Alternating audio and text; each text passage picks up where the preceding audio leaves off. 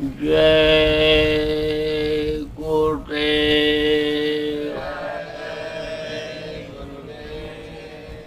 जय गुरुदेव। जय गुरुदेव। जय गुरुदेव नाम किसका? जय गुरुदेव नाम किसका? प्रभु का पावन नाम। प्रभु का पावन नाम। जय गुरुदेव।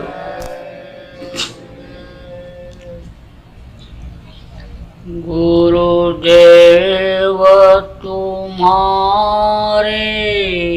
चरणों में शतकोटि प्रणाम हमारा है। गुरुदेव तुम्हारे चरणों में शतकोटि प्रणाम हमारा है।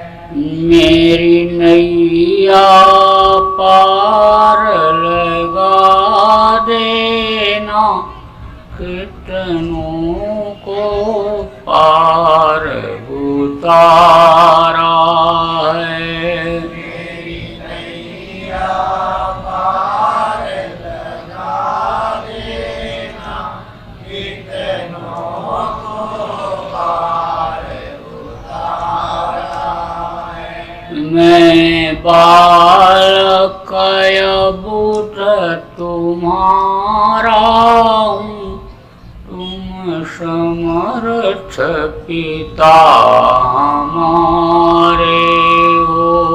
मैं बालक बुध तुम्हारा हूँ, तुम समर्थ पिता हमारे हो। मुझे अपनी गोद बिठा लेना, दाता लो भुजा पसारा है। मुझे अपनी गोद बिठा लेना, दाता लो भुजा पसारा है। यद्यपि संसारी ज्वालाएं हम पर प्रहार कर जाती हैं। यद्यपि संसारी ज्वालाएं हम पर प्रहार कर जाती हैं, पर शीतल करती रहती है तेरी शीतल अमृत धारा है। पर शीतल करती रहती है तेरी शीतल अमृत धारा है। जब आंधी हमें हिला देती, ठंडी जब हमें कंपा देती, जब आंधी हमें हिला देती, ठंडी जब हमें कंपा देती। मुस्कान तुम्हारे अधरों की दे जाती बड़ा सहारा है। मुस्कान तुम्हारे अधरों की दे जाती बड़ा सहारा है। कुछ भुजा उठा ठाकर कहते हो, कुछ महामंत्र सा पढ़ते हो। कुछ बुझा बुझा कर कहते हो, कुछ महामंत्र सा पढ़ते हो। गद गद हो जाता हूँ स्वामी, मिल जाता बड़ा सहारा है। गद गद हो जाता हूँ स्वामी, मिल जाता बड़ा सहारा है। इस मूर्ति माधुरी की झांकी यदि सदा मिला करती स्वामी। इस मूर्ति माधुरी की झांकी यदि सदा मिला करती स्वामी। सौभाग्य समझते हम अपना, कौतूहल नाथ तुम्हारा है। सौभाग्य समझते हम अपना, कौतूहल नाथ तुम्हारा है। मैं बारंबार प्रणाम करूं, चरणों में शीश झुकाता हूँ। मैं बारंबार प्रणाम करूं, चरणों में शीश झुकाता हूं। अब पार अवश्य हो जाऊंगा, गुरु ने पतवार संभाला है। अब पार अवश्य हो जाऊंगा, गुरु ने पतवार संभाला है। गुरुदेव तुम्हारे चरणों में शतकोटि प्रणाम हमारा है। गुरुदेव तुम्हारे चरणों में शतकोटि प्रणाम हमारा है। मेरी नैया पार लगा देना, कितनों को पार उतारा है। मेरी नैया पार लगा देना, कितनों को पार उतारा है। जय गुरुदेव। सर्वसमर्थ सर्वत्र स्मरणीय परम पूज्य गुरु जी महाराज, उपस्थित सभी सत्संगी धर्म प्रेमी बच्चे एवं बच्चियों, गुरु महाराज की अपार दया मेहर को और आज 16 जनवरी 2018 को करंगल के आप सभी प्रेमियों का सत्संग के माध्यम से दर्शन का अवसर मिला। जीवन में ऐसे अवसर कम मिलते हैं कि जब सत्संग सुनने और कहने का अवसर मिलता है, और इस समय पर तो कलयुग में विशेष रूप से, अन्य युगों में ऐसा नहीं था।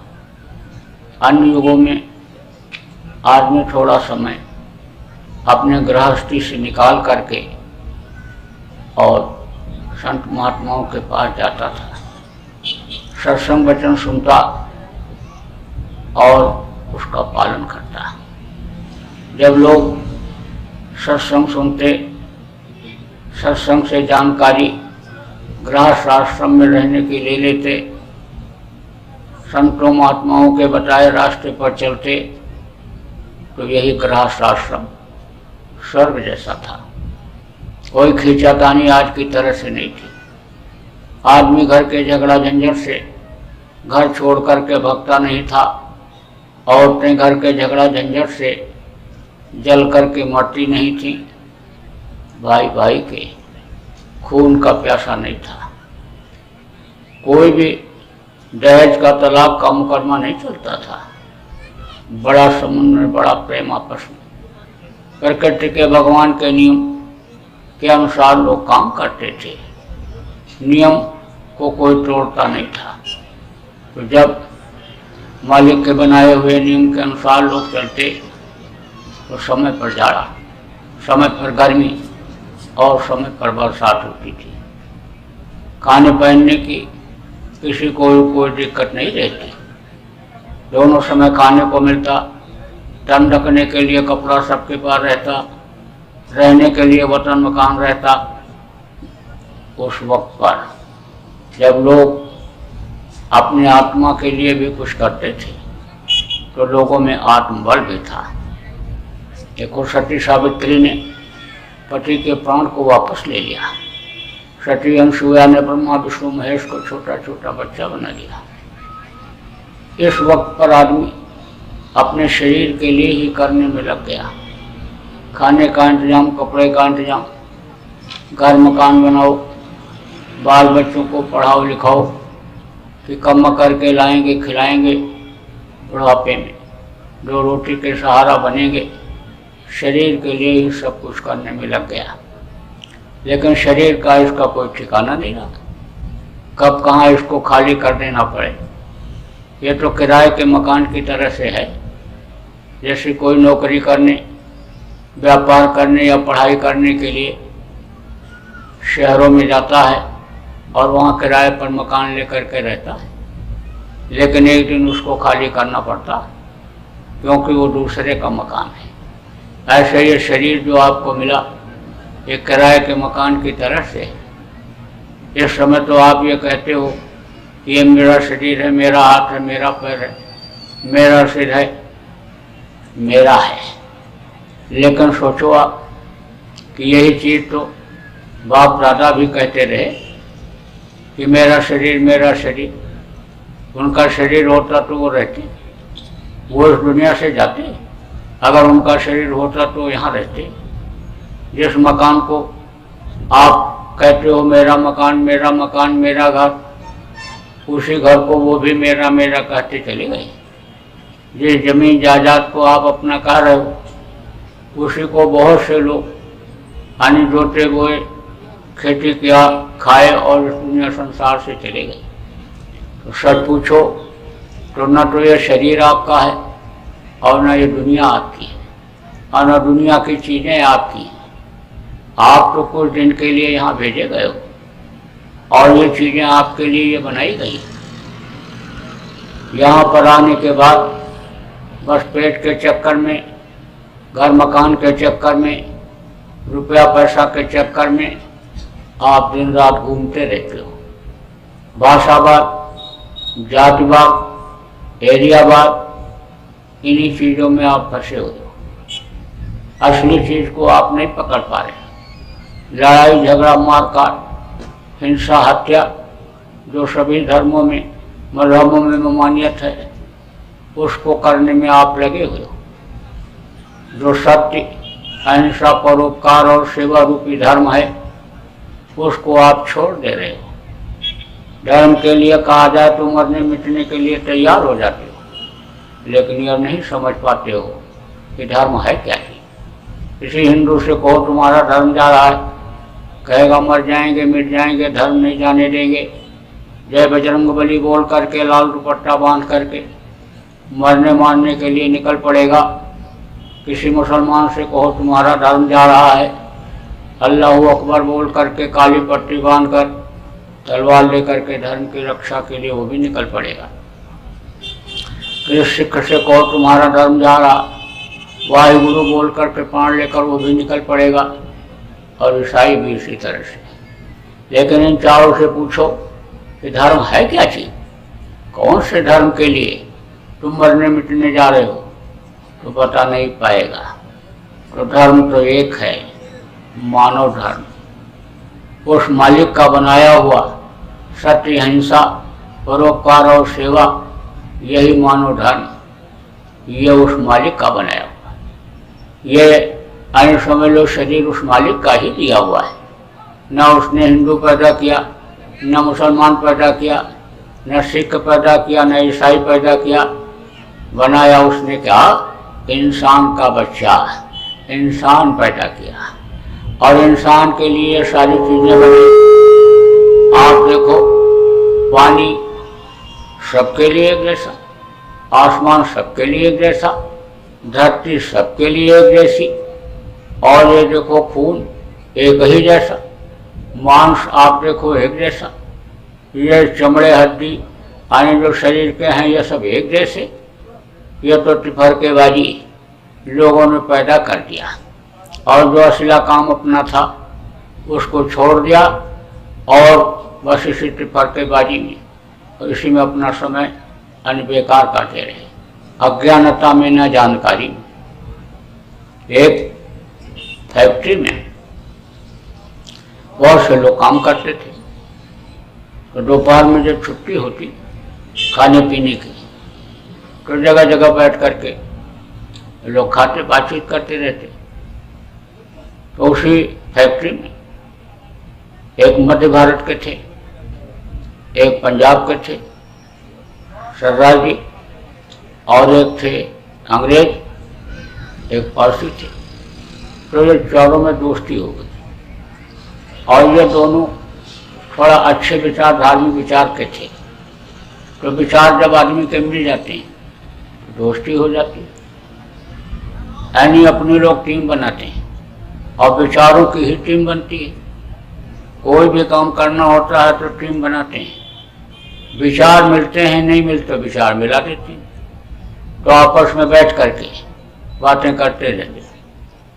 जब रिटायर होने का समय आया तो बोले देखो सब लोग अब रिटायर हो जाएंगे और रिटायर हो जाएंगे, अपने अपने घर चले जाएंगे। अब मिलना जुलना बड़ा मुश्किल हो जाएगा, क्योंकि गृहस्थी में जब फंस जाएंगे तो गृह कार्य नाना जंजाला, बड़ा जंजाल गृहस्थी, तो निकल पाना बड़ा मुश्किल हो जाएगा।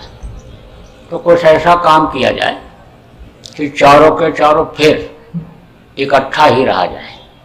सोचने लगे क्या किया जाएगा, तो ये हुआ फिर नौकरी कर ली जाए। बोले सबको तो मिलने वाली नहीं एक जगह नौकरी, तो बोले फिर क्या किया जाए, व्यापार कुछ किया जाए। बोले व्यापार का तो कुछ अनुभव नहीं और अनुभव वाला काम ही करना चाहिए। व्यापार में जो अनुभव नहीं करता है उसका घाटा होता है, तो व्यापार भी नहीं जमेगा। तब क्या किया जाए, खेती किया जाए। बोले हाँ खेती कर लिया जाए। खेती तो हमको आती भी है, काश्तकार के घर में ही पले, वहीं पैदा हुए, वहीं पले, वहीं से पढ़ाई लिखाई किया, फिर इधर चले आए, तो खेती किया जाए। बोले ठीक है। अब रिटायर होने के बाद जमीन खोजे और जमीन खरीद भी लिया, लिखा पढ़ी हो गई। बोले भाई अब इसमें बोया क्या जाएगा। तो मध्य भारत के जो थे उन्होंने कहा कि इसमें गेहूं बोया जाएगा। सरदार जी ने कहा ना कनक बोएंगे, अंग्रेज ने कहा व्हीट बोएंगे और पारसी ने कहा गंदुम बोएंगे। बोले कि ये कैसे। मध्य भारत के ने कहा, मध्य भारत के आदमी, कि हमको गेहूं पैदा करने का बड़ा अनुभव है और अच्छी पैदावार करके हम दिखा देंगे, हमारे मन से गेहूं इसमें बो लेने दो। सरदार जी ने कहा नहीं नहीं, गेहूं नहीं बोया जाएगा, कनक बोया जाएगा, कनक का हमको अनुभव पैदा करने। इसी तरह अंग्रेज और पारसी ने भी कहा। अब बात इतनी बढ़ गई और इस तरह के भ्रष्टाचारों ने बना लिया कि लड़ाई होने लगी, झगड़ा नौबत आ गई। उधर से एक महात्मा जी जा रहे थे, बोले भाई तुम लोग क्यों झगड़ रहे हो? तो इन्होंने बताया, बोले अच्छा ये बताओ कि तुम लोग मेरी बात को मानोगे? बोले आपकी बात को तो मानेंगे, सारथी हुए ने कार्य जाने। संतों से महात्माओं से कोई नुकसान नहीं होता है, उनके अपना को कोई बच्चा होता नहीं, दूसरों को ही बच्चा मान करके और वो सेवा करते हैं, काम करते हैं। तो आप जो करोगे हमारे लिए अच्छा ही करोगे। परमार्थ के कारण संतन धरा से दूसरों के लिए आप आए हो, तो आप हमको जो कहोगे हमारे भले का अच्छे का कहोगे, आपकी बात मान लेंगे। तो बोले तुम लोग ऐसा करो कि जाओ अपना अपना बीज ले आओ। तो मध्य भारत के जो थे वो गेहूं ले आए, और सरदार जी गए वो भी गेहूं ले आए, और अंग्रेज गया वो भी गेहूं ले आया, और पारसी गया वो भी गेहूं ले आया। चारों गेहूं लेकर के आए।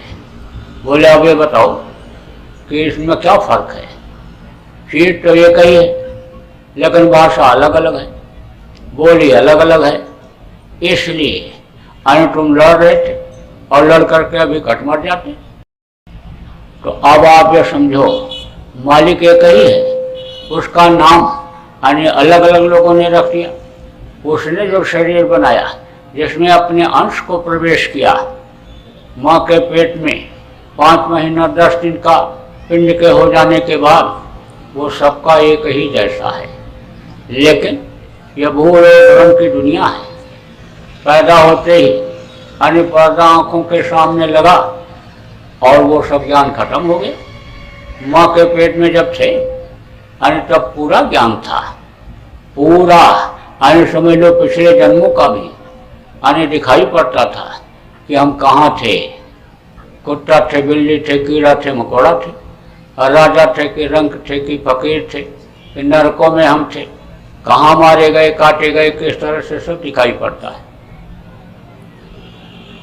अब जब उनको देखता है तब फिर रोता है, घबराता है कि अगर अब की बार मनुष्य शरीर मिलने के बाद और हम चूक गए, हमारे कर्म खराब हो गए, तो हमको फिर यही तकलीफ झेलनी पड़ेगी। माँ के पेट में यह भी ज्ञान रहता है कि जब मनुष्य शरीर मिलेगा तभी हम इन योनियों से छुटकारा पाएंगे, नरकों से छुटकारा पाएंगे, कुत्ता बिल्ली कीड़ा मकोड़ा के शरीर में जाने से छुटकारा पाएंगे।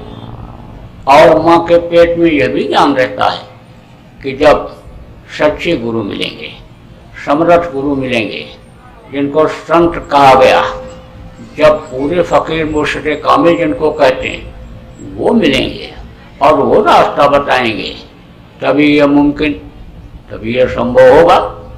तो माँ के पेट में समझ लो बराबर यह प्रार्थना सब लोग करते रहे। आप जितने भी लोग यहाँ पर बैठे हुए हो, एक दिन सबके सब माँ के पेट में थे, और किस हालत में थे? उल्टा जीव रहा लटकाना, दादू पक्षी के समाना। जैसे पेड़ों पर एक दादू पक्षी होता है, लटका रहता है, ऐसे ही लटके हुए थे। तो उस समय पर दिन रात प्रार्थना करते रहते थे कि अब प्रभु कृपा करो ये वाणी, और सब तजी भजन करो दिन रात। या प्रभु या मालिक मुझको बाहर निकालो, बाहर निकल करके समर्थ गुरु की तलाश करूँगा, रास्ता ले करके, और फिर दिन रात भजन करूँगा, फिर आपको कभी भी नहीं भूलूँगा। लेकिन बाहर आते ही समझ लो कि पर्दा पड़ गया। जब 5 महीना 10 दिन का माँ के पेट में पिंड हो जाता है तो जीवात्मा को प्रवेश कर दिया जाता है। ये जीवात्मा क्या है? आप यहाँ बैठे हो, आपके शरीर में अभी छुरा ऐसे भोंक दिया जाए तो रोने लगोगे, खून निकलेगा, चिल्लाओगे, और जीवात्मा निकल गई तो इस शरीर के टुकड़े टुकड़े काट दो, कुछ पता नहीं चलता है।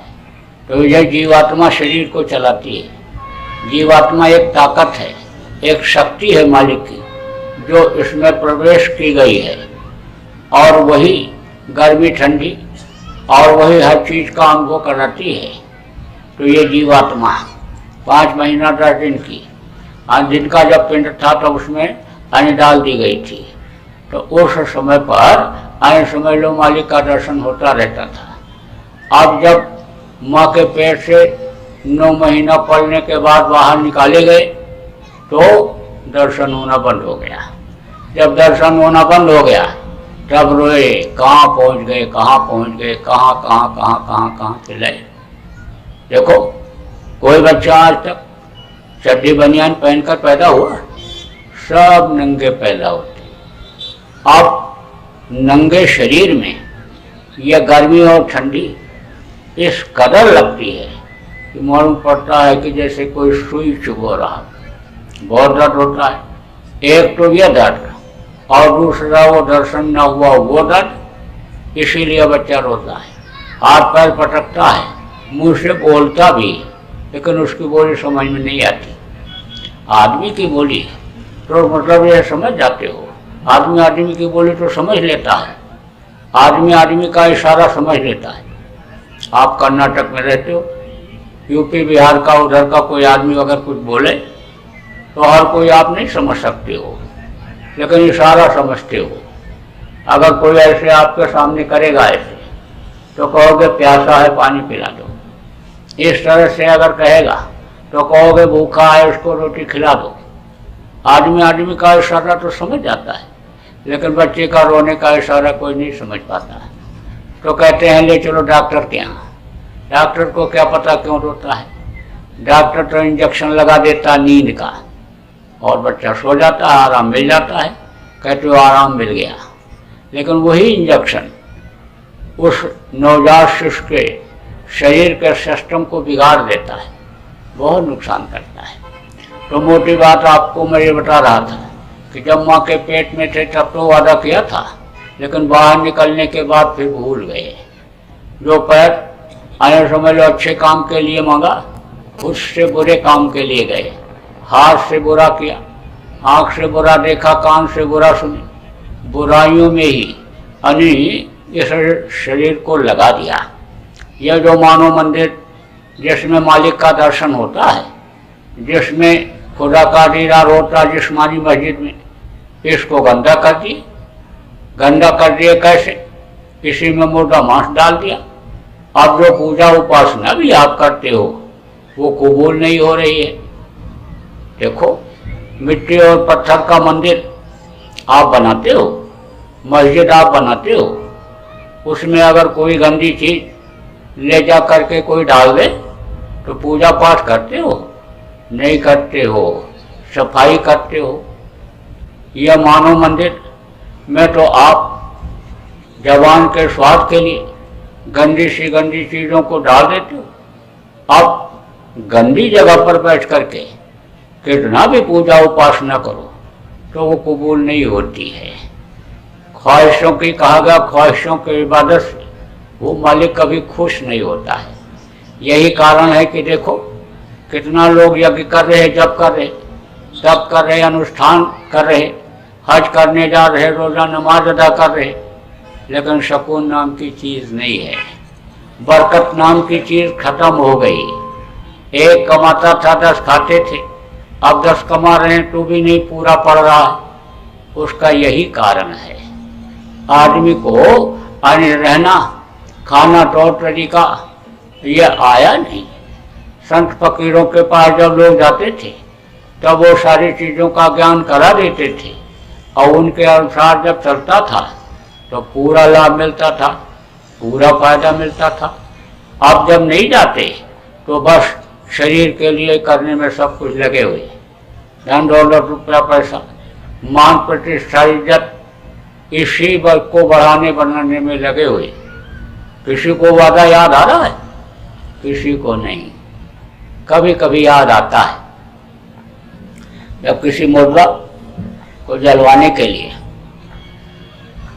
गड़वाने के लिए शमशान घाट पर जाते हैं तो जब तक जलाने की तैयारी होती है वहाँ लोग बैठ करके बहुत अच्छी अच्छी बातें करते हैं। क्या गया बेचारे के साथ, सब कुछ यहीं छूट गया। नंगा रह करके, भूखा रह करके धन कमाया, मकान बनाया, बाल बच्चों को पढ़ाया लिखाया, रोजी रोजगार में लगाया, धन पुत्र परिवार मान प्रतिष्ठा वैभव सब कुछ होते हुए कोई भी चीज साथ नहीं गई। हंसा अकेले उड़ गया। तो बगल में बैठा हुआ आदमी कहता है, भाई यही हाल एक दिन सबका होगा। यह संसार, यह दुनिया किसी की नहीं, इसको सबको छोड़ करके जाना पड़ा। और जो भी यहाँ पैदा हुए सबको छोड़ के जाना पड़ेगा। देखो एक से एक राजा महाराजा आए चले गए, शेर साहूकार चले गए, पंडित मुल्ला पुजारी चले गए, राम जैसे भगवान, कृष्ण जैसे भगवान, महावीर जैसे भगवान, बुद्ध जैसे भगवान, यानी कबीर गोस्वामी, नानक जैसे संत, मीरा जैसी दासी आई और चली गई। सब लोग चले गए तो जाना तो सबको पड़ेगा। यह मृतलोक है। इस मृतलोक का नियम यही है कि जो पेड़ फलता है वो झड़ता है, जो आग जलती है वो बुझती है। तो भाई ये तो मरघट जहाँ बैठे हो यहाँ तो एक दिन सबको आना पड़ेगा। आदमी कहता है कि यह मरघट सबको बुलाएगा, छोड़ेगा नहीं किसी को। अब तीसरा आदमी कहता है वहीं पर, भाई इसीलिए तो कहते हैं कि कुछ वहाँ के लिए भी करो। सब कुछ यहीं के लिए करने में लगे हुए हो, सब यहीं छूट जाएगा। नंगे पैदा हुए हो और नंगे करके भेज दिए जाओगे। देखो सब कुछ तो उतार लिया, सारा कपड़ा जो पहने थे उतार लिया, और अंगूठी चैन जो भी पहने हुए थे गले में कुछ है इनके बदन पर, सब कुछ वहीं रखवा लिया।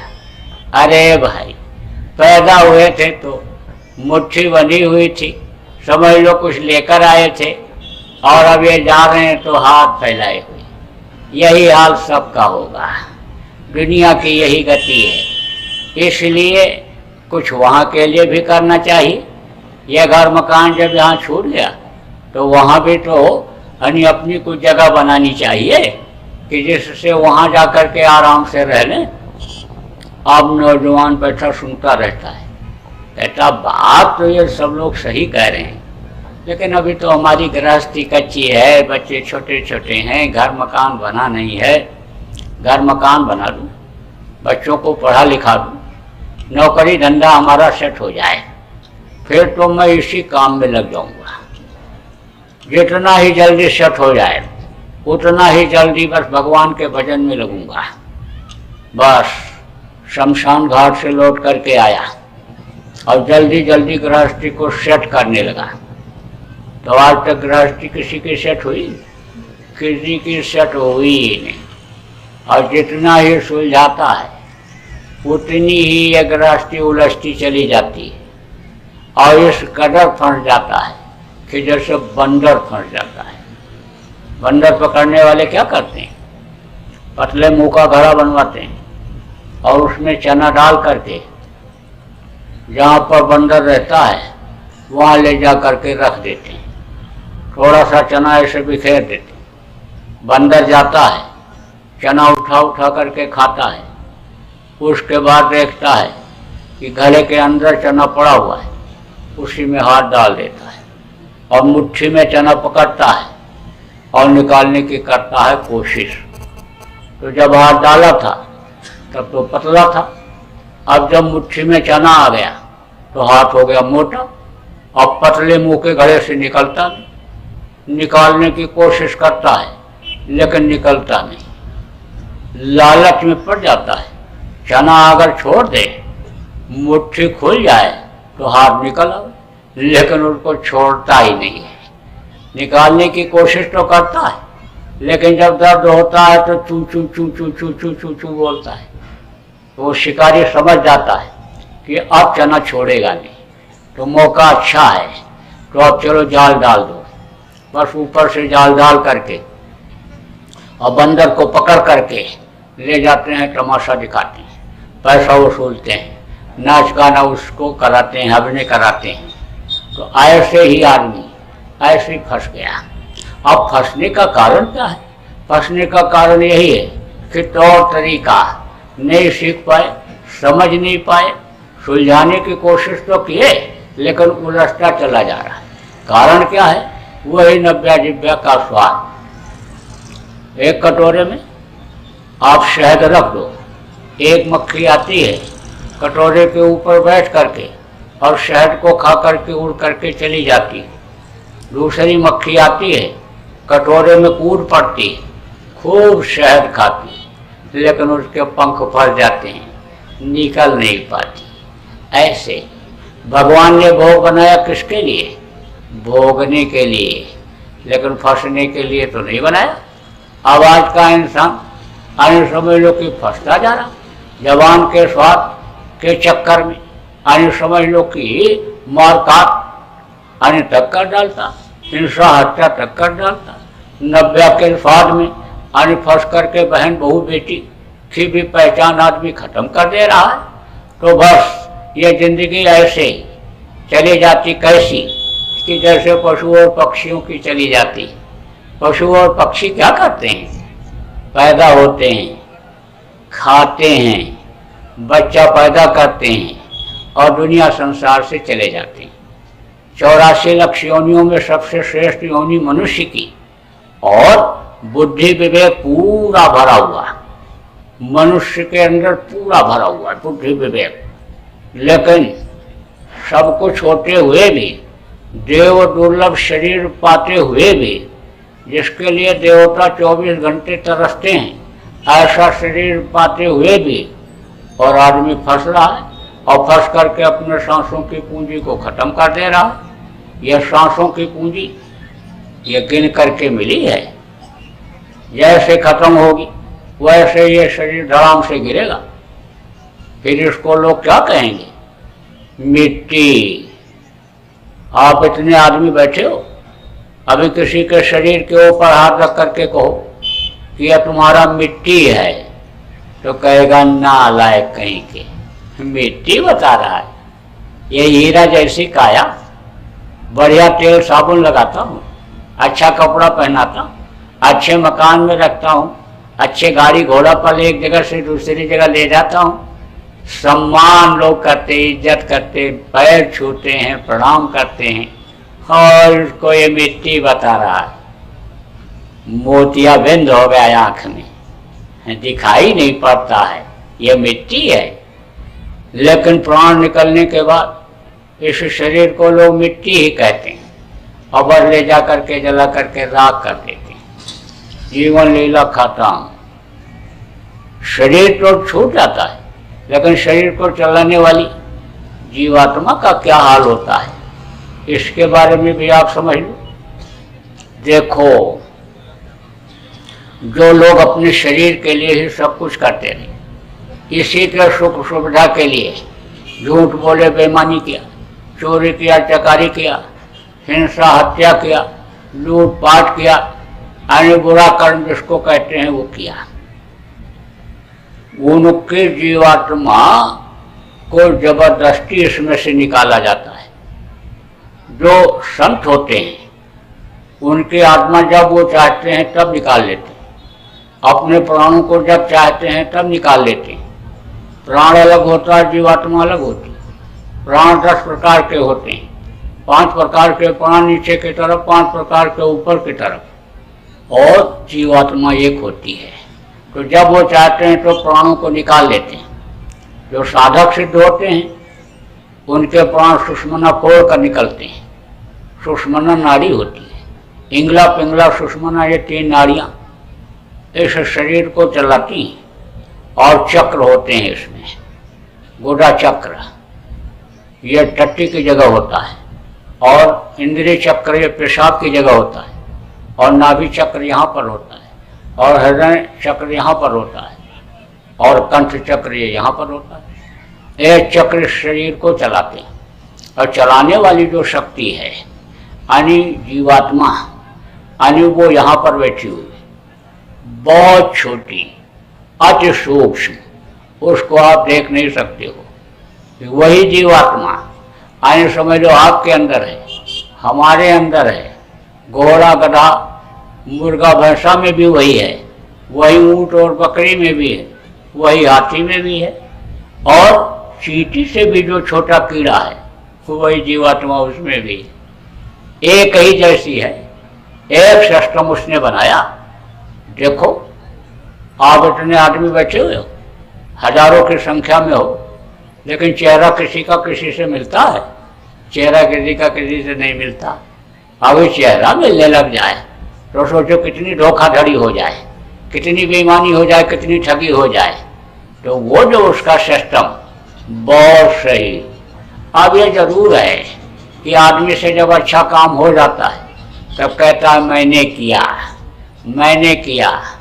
पूरे अपने बिरादरी समाज में बताता है, मोहल्ले में बताता, पूरे दफ्तर में, सब जगह कहता है ये काम मैंने अच्छा किया। और बुरा हो जाता है तब कहता है भगवान ने किया, उन्होंने किया। अब आप ये समझ लो भगवान तो किसी का बुरा करता ही नहीं, लेकिन सूरज निकला हुआ। अब आप काले रंग के शीशे का चश्मा लगाओ तो सूरज काला दिखाई पड़े, नीला लगाओगे नीला दिखाई पड़े, सफ़ेद शीशा लगाओ सफ़ेद दिखाई पड़े। सूरज तो सूरज होता है, सफ़ेद ही होता है। लेकिन आदमी का भ्रम और भूल इस तरह का बन जाता है कि कुदरत को ही आने समझ लो कि गलत कहने लग जाता है। एक आदमी जा रहा था, थकावट आई, पेड़ के नीचे बैठ गया, उसके बाद लेट गया। तो लेटा तो कहा बताओ कुदरत ने इंसाफ नहीं किया, न्याय नहीं किया। पेड़ इतना बड़ा और फल इतना छोटा। जामुन का पेड़ था, वो काला काला होता है ना, बरसात में होता है जामुन। जामुन का पेड़ था तो कहा बढ़ाओ बताओ इतना बड़ा पेड़ और फल इतना छोटा। और कद्दू काशी फल जिसको कहते हो इतना बड़ा होता है, बड़े कि वो तो पेड़ भी नहीं होता और बेल में ही इतना इतना बड़ा फल जाता है। तो इस पर तो कद्दू जैसा फल लगना चाहिए। यही सोच ही रहा था, तब तक एक जामुन ऊपर से टूट करके नाक के ऊपर गिरा। कहता बिल्कुल सही किया, एकदम सही किया। अगर कद्दू गिरा होता ऊपर से तो चेहरा ही बदल गया होता। बहुत सही किया, एकदम सही किया। तो उसने जो बनाया, जो सिस्टम बनाया, बिल्कुल सही किया। लेकिन चश्मा वाली बात जैसे मैंने आपको बताया, तो जीवात्मा सबके अंदर है, यहीं पर वो बैठा दी गई है यहाँ से। और उसका जो प्रकाश है यहाँ जहाँ चक्र बताया गया यहाँ पर पड़ता है, और यहाँ से फिर वापस होता है नाभि चक्र पर, फिर इंद्रिय चक्र पर, गुदा चक्र पर पड़ता है। तो ये शरीर चलता रहता है। इन्हीं स्थानों पर देवताओं की छाया भी पड़ती है। गुदा चक्र पर गणेश जी की, इंद्रिय चक्र पर यानी समझ लो गुदा चक्र पर गणेश जी और रिद्धि सिद्धि की, और आप समझ लो कि इंद्रिय चक्र पर ब्रह्मा और सावित्री की, और समझ लो नाभि चक्र पर यानी विष्णु और लक्ष्मी की, और हृदय चक्र पर शिव और पार्वती की, और कंठ चक्र पर इन तीनों की माँ आद्या महाशक्ति की छाया पड़ती रहती है। और ये शरीर चलता रहता है। और इंगला पिंगला सुषुम्ना ये तीन नाड़ियाँ यानी शरीर को चलाती रहती है। और जीवात्मा यहाँ पर बैठी हुई रहती है। उसके ऊपर यानी समझ लो कि 4 दल कमल, वहाँ पर जो आदमी अच्छा और बुरा करता है, जो कर्म अच्छा और बुरा करता है वो इकट्ठा होता है।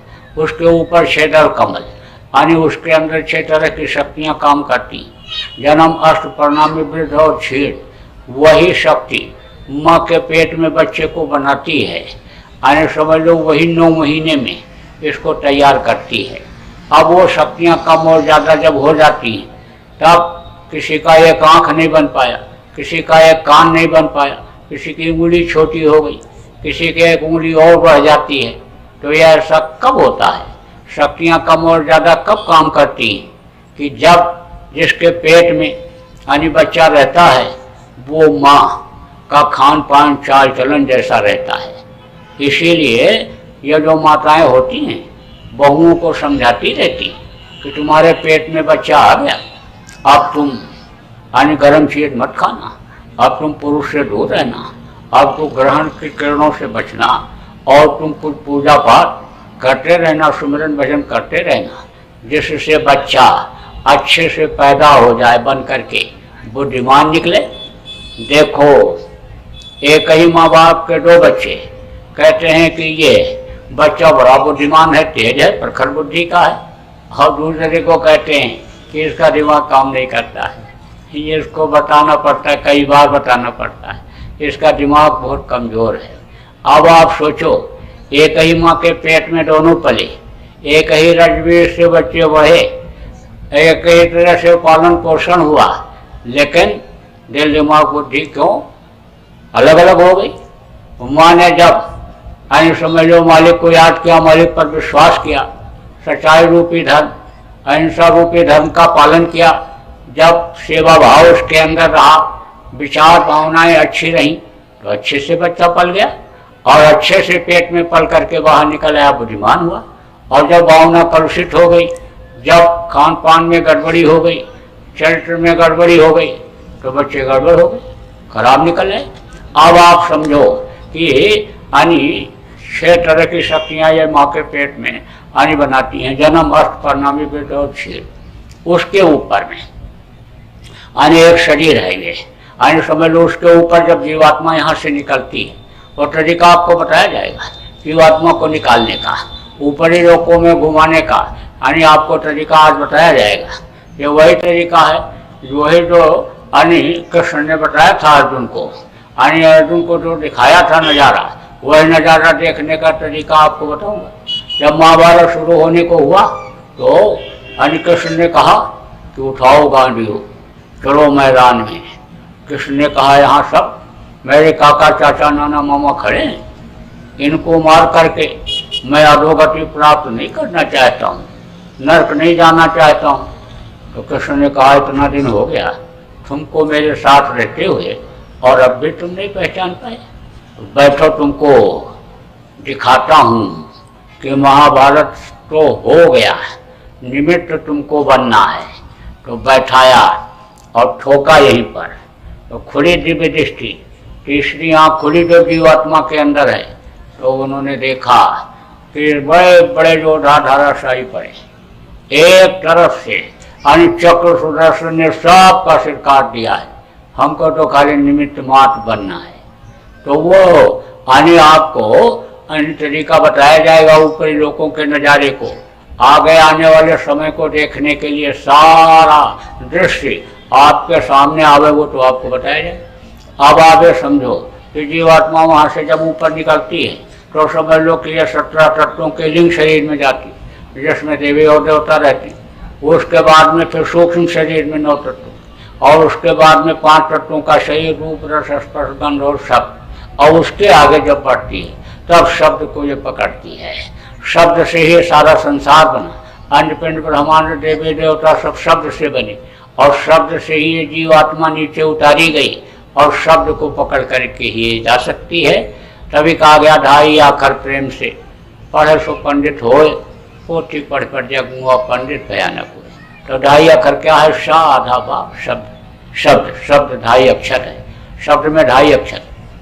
अब आपको मैं ये बता रहा था कि इंगला पिंगला सुषुम्ना ये जो नाड़ियाँ हैं, तो जो साधक सिद्ध होते हैं यानी पूरे यानी संत नहीं बन पाते हैं, साधना करते हैं और उनका समय पूरा हो जाता है, जो समय मिला है यानी इस जीवन का वो खत्म हो जाता है, तो उनके जो प्राण होते हैं वो सुषुम्ना फोड़ कर निकल जाते हैं। जो धार्मिक लोग होते हैं उनके प्राण यानी समझ लो आँख से, मुंह से, कान से निकलते हैं, लेकिन जो पापी कुकर्मी जीव होते हैं उनके प्राण टट्टी और पेशाब के रास्ते से निकलते नहीं, निकाले जाते हैं। यमराज के दूत मार मार करके, झुलसा झुलसा करके, निकाल करके और पिशाच के शरीर में बंद करके, जो मनुष्य जैसा ही शरीर होता है, ले जाते हैं यमराज के सामने पेश कर देते हैं। अब यमराज कहता है कि तुमने तो शरीर मांगा था भजन के लिए, पूजन के लिए, और तुमने इससे गुनाह क्यों किया, गलती क्यों किया? तब उस वक्त पर जो भूल चुका होता है, क्योंकि भूलने की आदत होती है। परसों किए कल भूल गए, कल किया आज भूल गए, और आज कर रहे हो कल भूल जाओ, भूला हुआ होता है। तो कहते हमने तो कुछ किया ही नहीं। अब आप ये देखो, बहुत से लोग तो ये कहते हैं कि आंख बचा करके गलत काम कर लो। क्या कहीं कोई देख रहा है? एकांत में कौन देख रहा है? चुपचाप धीरे से कर लो। लेकिन जिसको आप नहीं देख पा रहे हो, वो आपके बचपन से लेकर के और अब तक जो आपने अच्छा बुरा किया वो सब देख रहा है। बैठा दिया दो दूतों को, दोनों कंधों पर, वो सब देख रहे हैं, वो सब टेप कर रहे हैं। वो जब शरीर छूटेगा तभी वहाँ से हटेंगे। उनकी परमानेंट ड्यूटी वहाँ लग गई। अब ये ले जा करके वहाँ पेश कर देंगे और उसी के आधार पर वो सजा बोल देता है। कितना भी कोई कहे कि अब माफ़ कर दो, लेकिन माफ़ी का समय उस वक्त पर निकल जाता है। जैसे जैसे माफ़ी मांगता है वैसे वैसे फटकारता है कि माफ़ी का वक्त तो तुम्हारा निकल गया। तुमने ऐश और आराम में, खाने पीने और मौज मस्ती में, नब्या और जिभिया के स्वाद में, यानी माफ़ी मांगने का समय तुमने निकाल दिया। तुम उस वक्त पर जब मनुष्य शरीर में थे संतों के पास नहीं गए, संतों के पास गए भी उनके रास्ते पर चले नहीं, और उनसे तुमने अपने कर्मों की माफ़ी नहीं कराई। रास्ता भी लिया लेकिन उस रास्ते पर चले नहीं। उस समय पर तो तुम अपने धन के बल के घमंड में थे, इज्जत के घमंड में रह गए। अब माफ़ी होने वाली नहीं है।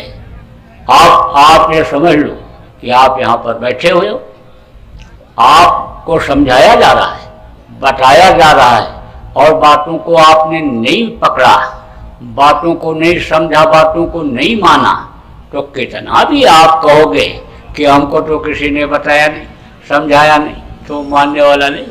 वो तो ऐसे दिखा देगा, देखो ये फोटो लगा हुआ है और ऐसे लोग बैठे हुए हैं, और इसी आवाज़ में वो सुनवा देगा।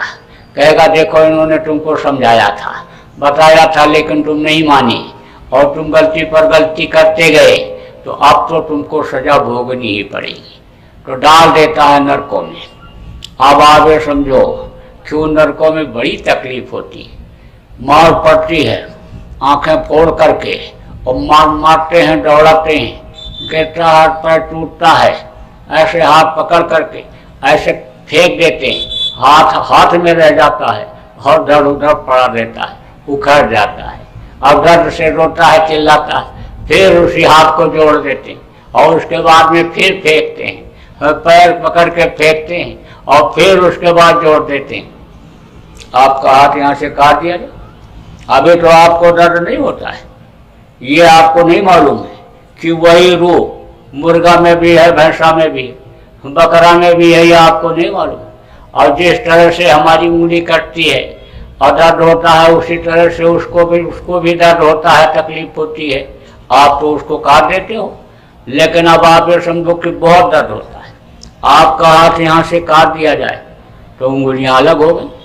अब इन उंगलियों को काटोगे तो दर्द नहीं होगा, लेकिन काटने के बाद फिर जोड़ दिया जाए तो फिर उतना ही दर्द होता है।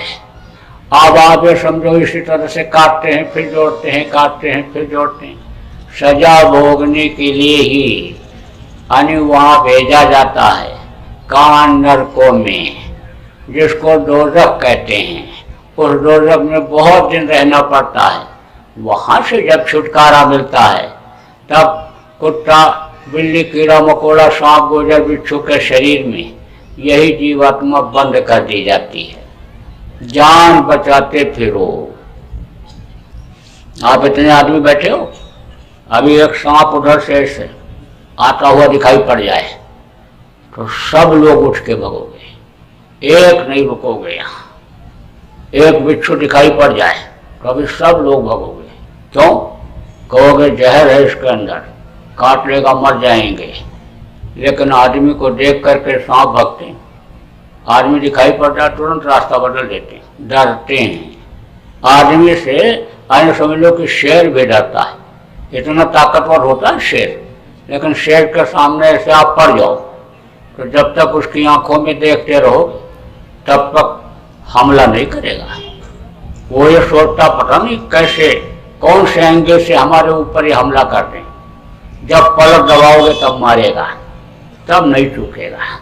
शेर बड़ा शिकारी होता है और उसका शिकार जल्दी आने समझ लो चूकता नहीं है, लेकिन मारने के बाद फिर खाता नहीं, मारने के बाद वहीं बैठा रहता है और बड़ी देर तक वहीं पर बैठा रहेगा। जब देख लेता है उठ नहीं पा रहा है, हाथ पैर पटक रहा है, दर्द हो रहा है और आने समझ लो उठ नहीं पा रहा है, तब आने समझ लो कि जाता है धीरे धीरे और गला पकड़ करके खींच करके ले जा करके दूसरी जगह रख देता है।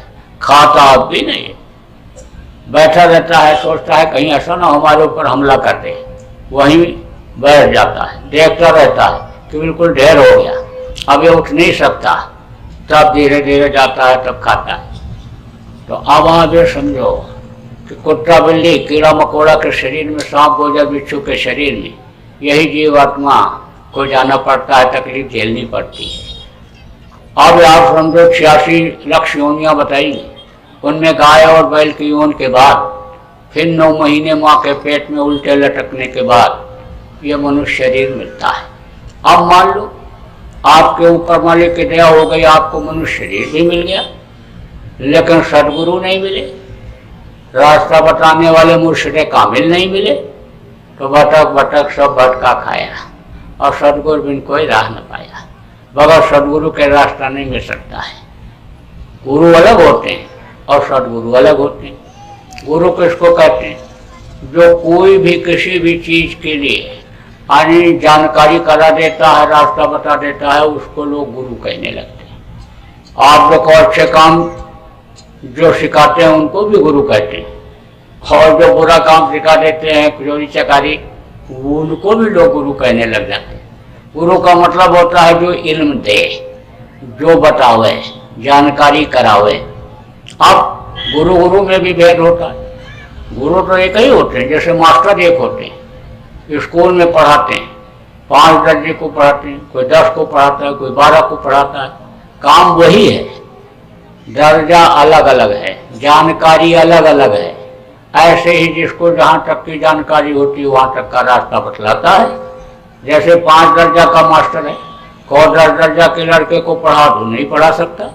10 दर्जे को पढ़ा रहा है, को हमारे लड़के को डॉक्टर इंजीनियर बना दो, नहीं बना सकता पढ़ा करके, उसकी जानकारी उतनी तक ही रहती है। तो जो अन्य दुनिया की जानकारी कराते हैं, जो समझ लोग स्वर्ग वैकुंठ की जानकारी कराते हैं, वो लोग भी गुरु ही होते हैं। लेकिन इनसे परे भी लोग हैं, जैसे आपका अन्य समझ लो ये मृत लोक है, ऐसे ही ऊपर लोक हैं। उसी तरह से सूर्य लोक, चंद्र लोक, स्वर्ग लोक, वैकुंठ लोक, ब्रह्म लोक, पार ब्रह्म लोक, काल लोक, महाकाल लोक, सतलोक, अलख लोक, अगम लोक, अनामी लोक। तो आप कहाँ के हो? आपका घर कहाँ पर है? कहाँ से इस मृत लोक में भेजे गए? सतलोक से। तो सतलोक जब तक नहीं पहुंचोगे तब तक जन्म मरण की पीड़ा झेलनी ही पड़ेगी। जन्मते वक्त भी जैसे मैंने आपको बताया कि रोते हुए पैदा हुए और मरते वक्त भी तकलीफ, साधो मौत के समय पीड़ा उठाए अपार, बिच्छू 60,000 जो डंक मारे एक साथ, 60,000 बिच्छू जैसे डंक मारती है ऐसा दर्द मरते समय तो झेलना ही पड़ेगा। इसलिए आप ये समझो कि आपको ये मनुष्य शरीर जो मिला है, देव दुर्लभ शरीर जो मिला है, फरिश्ते जिसके लिए तरसते हैं, यह जिस्मानी मंदिर, जिस्मानी मस्जिद, यह जो आपको मिला है, आने समझ लो इसका आप उपयोग कर लो कि दोबारा इस दुख के संसार में दुख झेलने के लिए आना न पड़े, क्योंकि यह है दुखों का संसार, यहाँ कोई सुखी नहीं है। आप इतने आदमी बैठे हो, आपसे कहा जाए भाई आप कभी बीमार तो नहीं हुए? सब कहोगे बीमारी तो हमको होती रहती। कोई लोग तो कहते हैं हमको होती रहती। कुछ लोगों के घर ऐसे हैं कि जिसमें रोज कोई न कोई बीमार रहता है, आपको न मालूम तो हम बता दें। कुछ घर ऐसे हैं जिनमें रोज लड़ाई झगड़ा होता रहता है, कुछ कुछ होता ही रहता है। सास बहू भले न लड़े, आने समझ लो बाप बेटे भले न लड़े, लेकिन लड़के ही लड़ते रहते हैं। आप देखो जिसके पास नहीं है कहता हमारे पास रुपया पैसा हो जाता, हम भी बड़े आदमी बन जाते, हम भी रईसी देख लेते कैसी होती है। अब जिनके पास ज़्यादा रुपया पैसा है, नींद नहीं आती सेठ लोगों, रात को 2 बजे नींद की गोली खाते हैं तब नींद आती है। अभी जब नोटबंदी हुई थी, नोटबंदी, तो एक एक गोली खाने वाला सेठ 3-3 गोली खा जाता था नींद की, और तो भी नींद नहीं आती, रात भर टहलता रहता। जब लड़के ले गए डॉक्टर के पास, बोले इनको किसी तरह से नींद आवे, ऐसी दवा दो। तो पूछा कोई दवा दिया अभी तक? बोले ये गोली दिया। तो इससे नींद नहीं आई? नहीं आई। कितनी गोली दिया? कहा 3 गोली दिया। तो भी नींद नहीं आई, तो भी नींद नहीं आई। तब डॉक्टर ने कहा अब और अगर डोज बढ़ाएंगे, अगर 4थी गोली देंगे तो नींद तो आ जाएगी, लेकिन ये उठ नहीं पाएंगे, फिर ये सोते ही रह जाएंगे। अब आप ये समझो कि रुपया पैसा के चक्कर में यह जिसके बच्चे नहीं हैं, बच्चे के लिए कहो कि तुम्हारे बच्चा पैदा हो जाएगा, तुम चलो गया में पिंडदान करियो, बसरो जमीन चुनरे चढ़ाओ, मजार पर चद्दर चढ़ा दो, चलो तुम अनी काली माता के मूर्ति के सामने बकरा काट करके चढ़ा दो, तो वो हिंसा हत्या भी कर डालता है। अब आप समझो कितना बड़ा पाप करता है। अभी अगर वही काली माता तलवार लहराने लग जाए कि तुम हमारे सामने जीव हत्या नहीं करोगे, तो कोई करेगा। लेकिन ऐसे ही देवता को खोजते हैं कि जो न बोले न डोले, जो कुछ भी कहो कुछ भी न सुने, कुछ भी करो कुछ भी न देखें, बस उनको अब वही आसान लगते हैं। हाँ, तो बकरा भी काट करके चढ़ा देता है, मुर्गा भी काट करके चढ़ा देता है। लेकिन जिनके 4 लड़के हैं, कहो दादाजी आप बड़े भाग्यशाली, आपके 4 लड़के, 4 बहुएं खूब सेवा करते होंगे।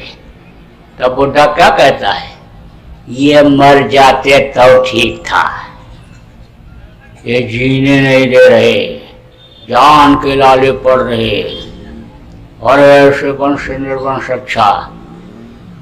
अब उसका कारण क्या है? कारण यह है कि सब तौर तरीका बदल गया, तहजीब बदल गई। जैसे जैसे पढ़ाई लिखाई होती गई, यानी उसी तरह से प्रेम खत्म होता गया।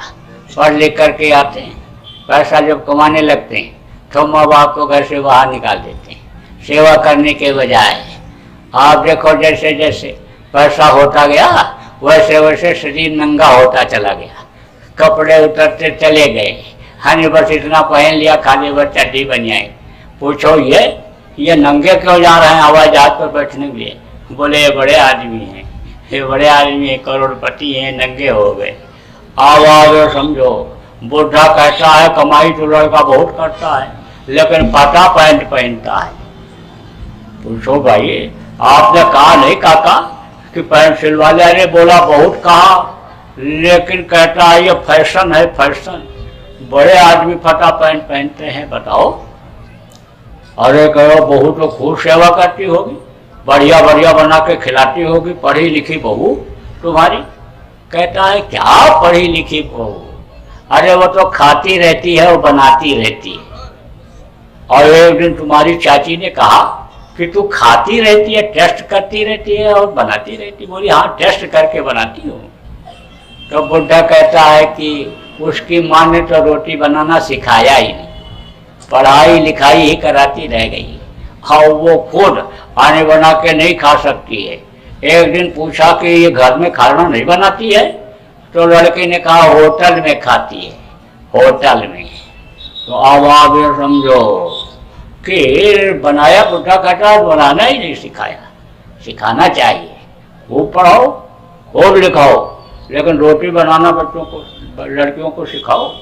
बर्तन धोना, पोछा लगाना, कपड़ा धोना, सब काम सिखाना चाहिए।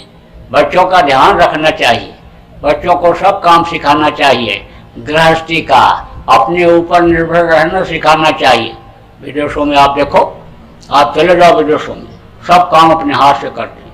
कोई शर नहीं, कुछ नहीं।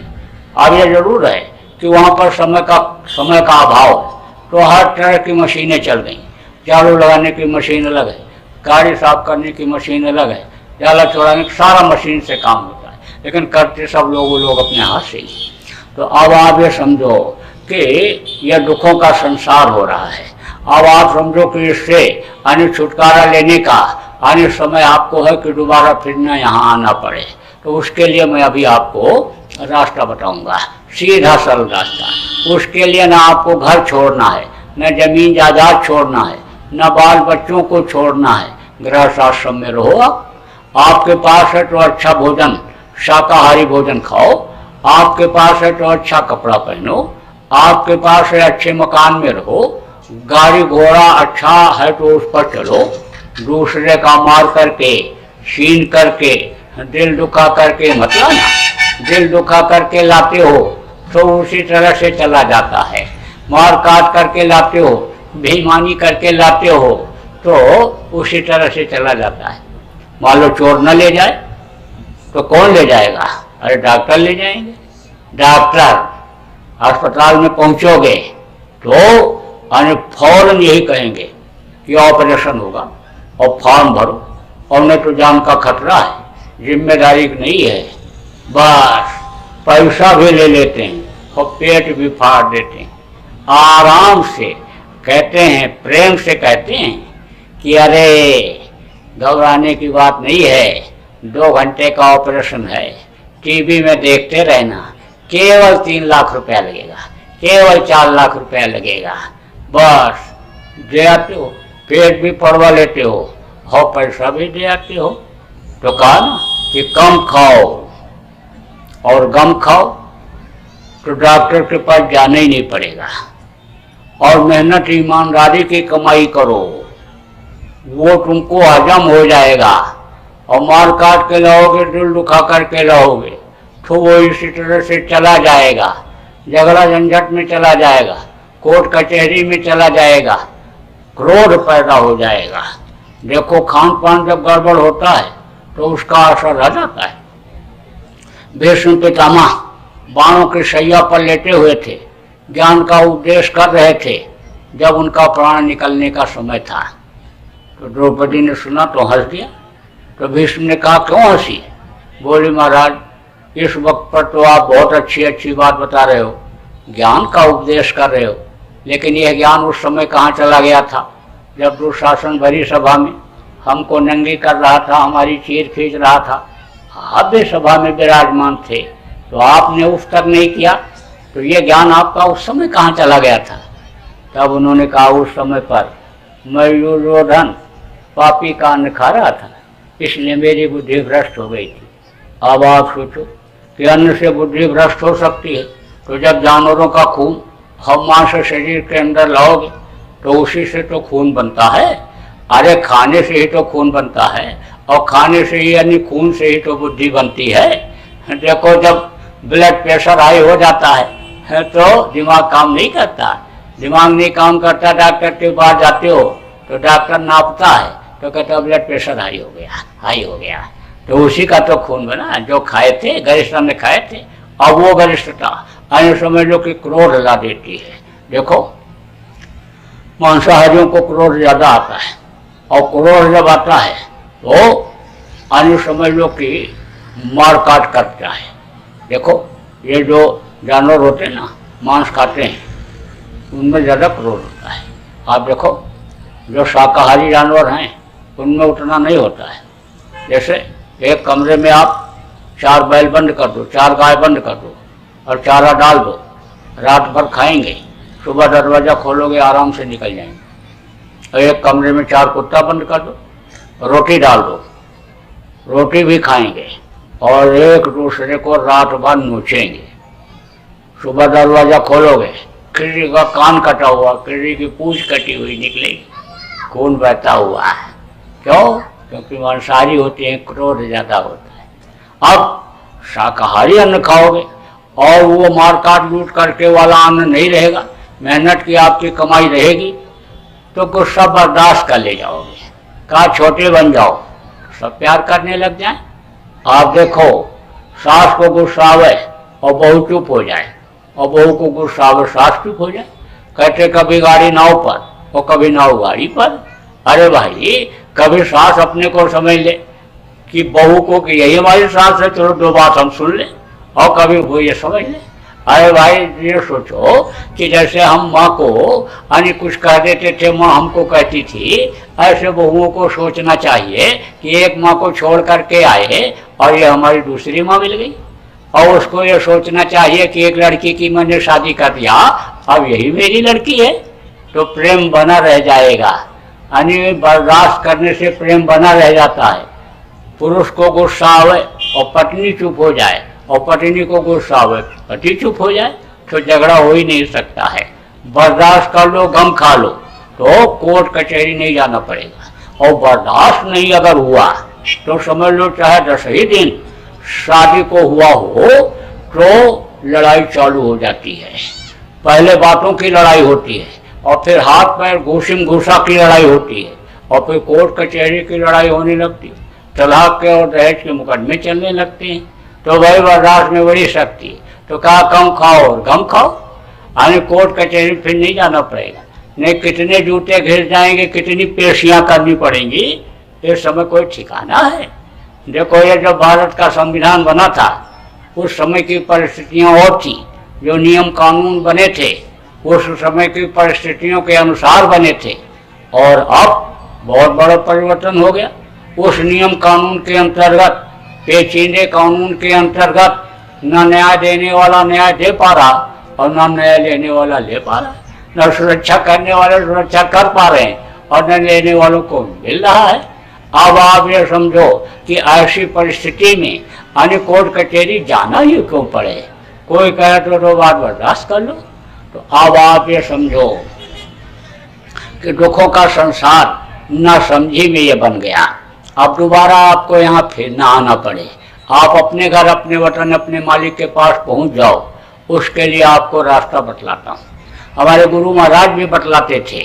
बहुत लोग गुरु महाराज के पास आते थे, हर तरह के लोग आते थे, हर जात मजहब के लोग आते थे, हर पार्टी के लोग आते थे, छोटे से लेकर के और समझ लो कि बड़े से बड़े अधिकारी आते थे, जज बैरिस्टर आते थे, और उनकी दया से हमारे पास भी आते हैं, क्योंकि हम भी उसी पर चिन्हों पर चलते हैं।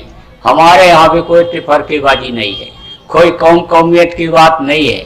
ये कौम कौमियत और तिफरकेबाजी तो ये आप देख करके अपने अंदर पैदा करते हो कि ये राजस्थान के हैं, ये यूपी के हैं, ये बिहार के हैं, ये कर्नाटक के हैं, या ऐसा कपड़ा पहनते हैं, इनका नाम इस तरह का है, या ऐसी भाषा बोलते हैं। आप तो उन चीज़ों को देखते हो।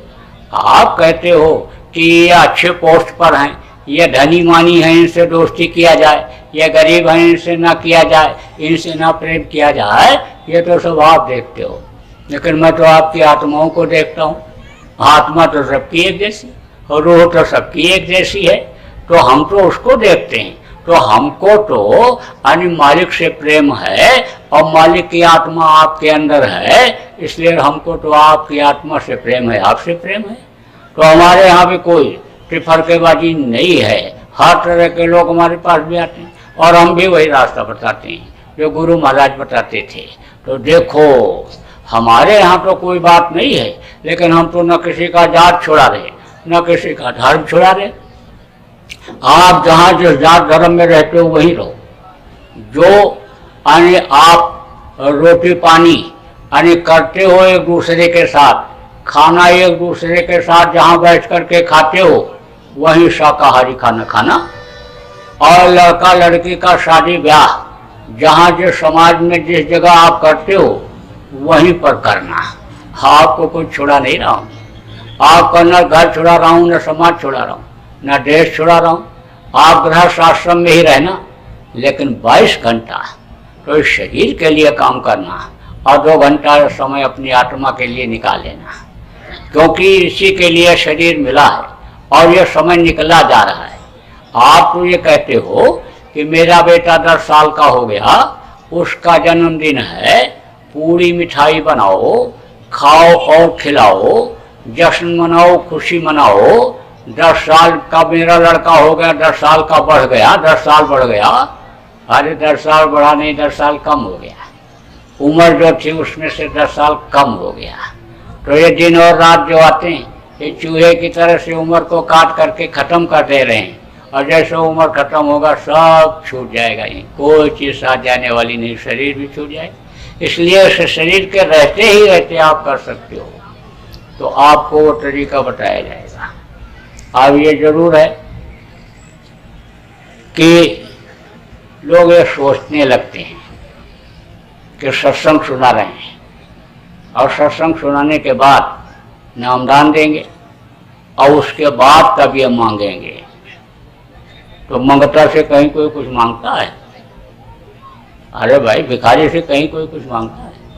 तो कहा दाता एक राम और भिखारी सारी दुनिया, सभी तो आप मांग रहे हो। जिसके पास लाख है कहते हो करोड़ हो जाए, करोड़ है जिसके पास कहता अरब खरब हो जाए, अरब खरब वाला कहता कुबेर भगवान का खजाना हम ही को मिल जाए। तो सभी तो मांग रहे हैं, सभी मांग रहे हैं। धरणी जालो देखिए, जानो सब भिखार और दाता केवल सदगुरु, जितना माने यार।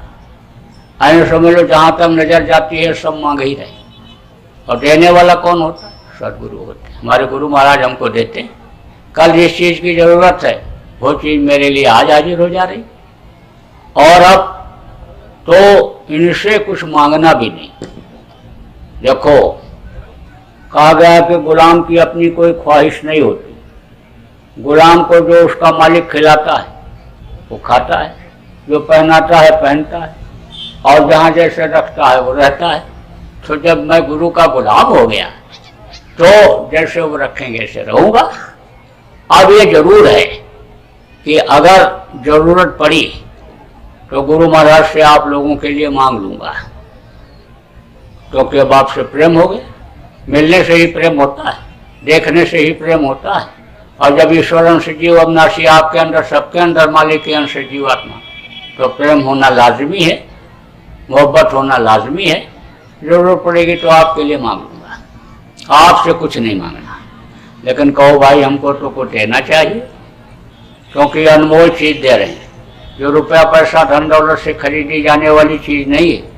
जिसके लिए गोस्वामी जी ने कहा कलयुग केवल नाम आधारा, सुमिर सुमिर नर उतरने पारा, नाम ले तो बहुत सिंधु सुखाए, नाम लेते ही बहुत सागर सूख जाए।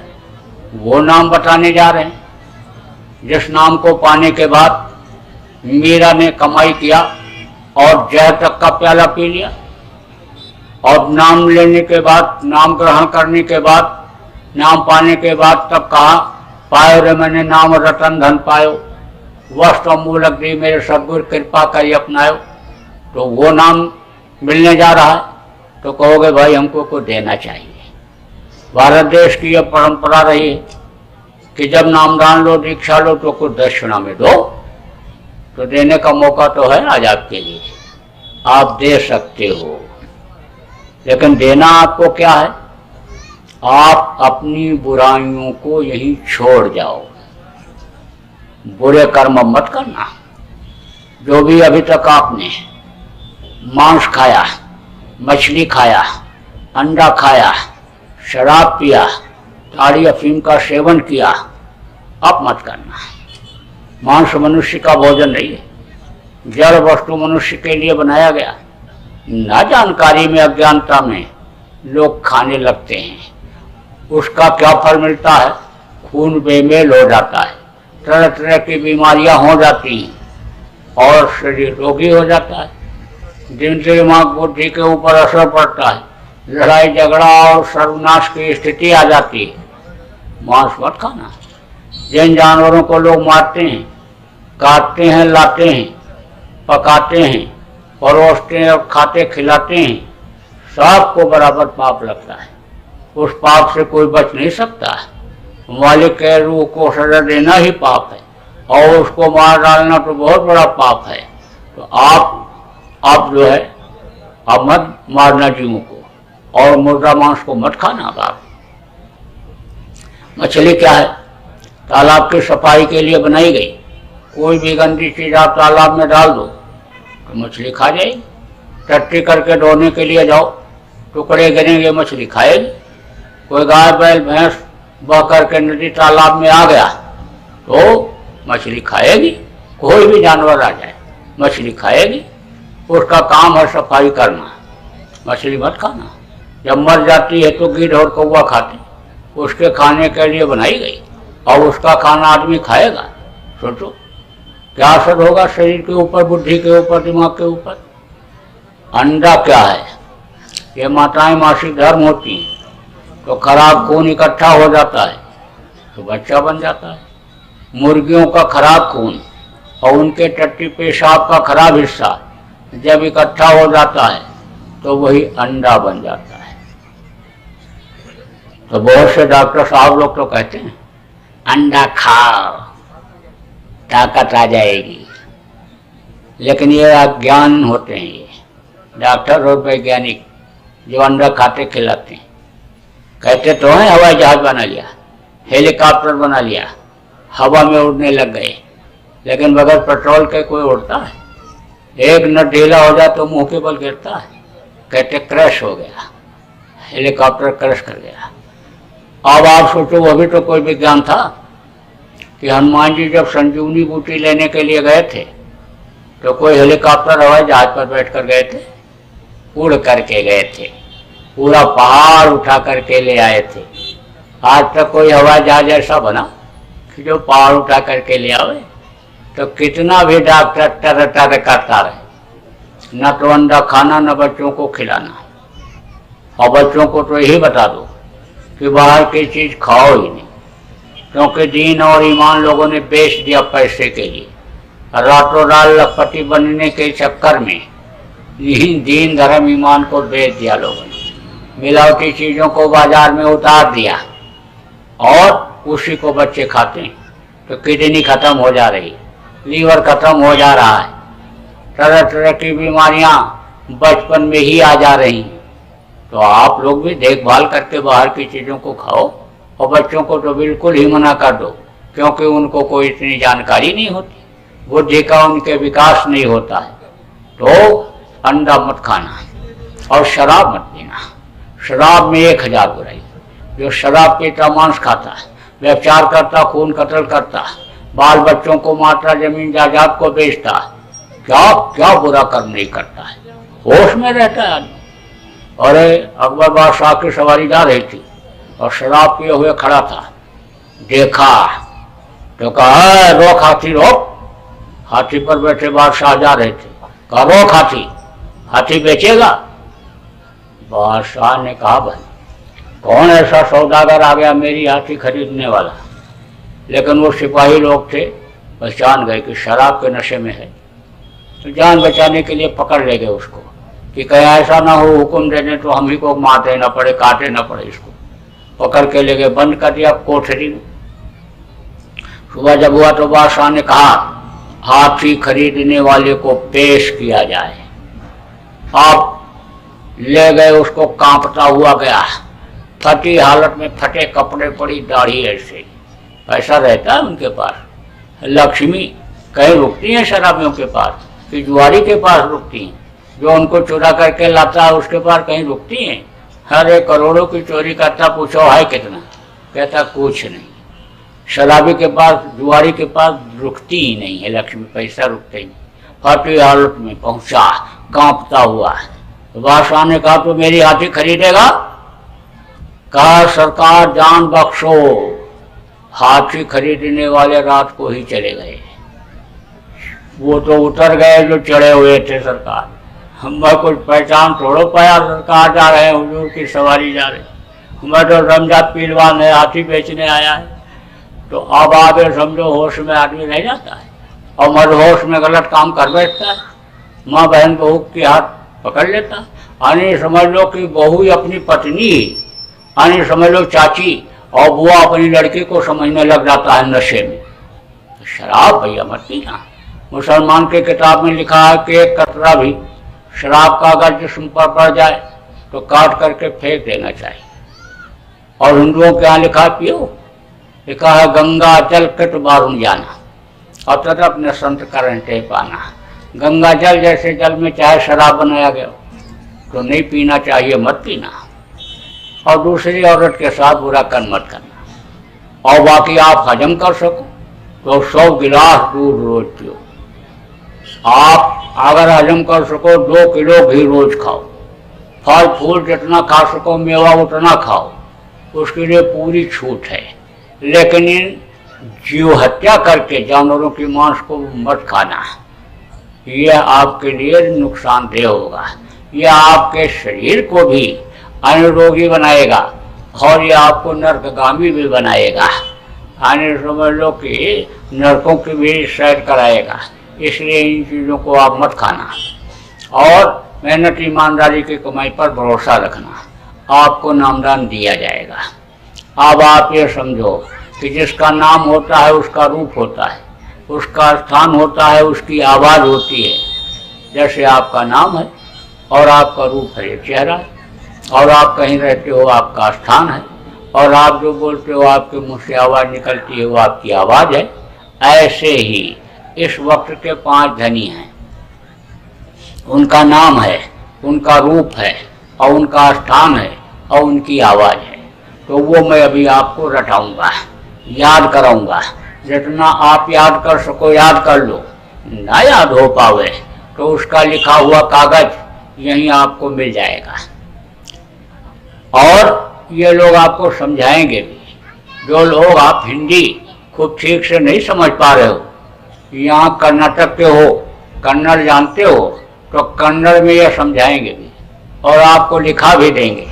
और आप अपना नाम पता उनको लिखा देना तो वो आपसे संपर्क भी करेंगे, आपको वहाँ पर भी समझा देंगे जरूरत पड़ेगी तो आप पर्चा ले लेना और पर्चा ले करके याद कर लेना, नाम रूप स्थान आवाज़ याद कर लेना। और जब याद हो जाए तो कागज़ को फाड़ करके किसी नदी तालाब में या सुनसान जगह पर फेंक देना। बताना मत किसी को। अगर आप बता दोगे तो उसका तो कोई फायदा होने वाला नहीं और ये नाराज हो जाएंगे, आपका नुकसान हो जाएगा। इसलिए बताना मत किसी को और टेप करके भी मत सुनाना किसी को। दूसरी चीज़ आप और समझ लो कि जब आप आंख बंद करोगे, अभी आपको सिखाऊंगा, बताऊंगा, आंख बंद करके अंदर की आंख से देखने का तरीका सिखाऊंगा। तो जब आप आंख बंद करोगे बाहर की और आप अंदर की आंख से देखने की कोशिश करोगे, जो जीवात्मा में एक आंख है उससे आप देखने की कोशिश करोगे और वो आंख का पर्दा हटेगा।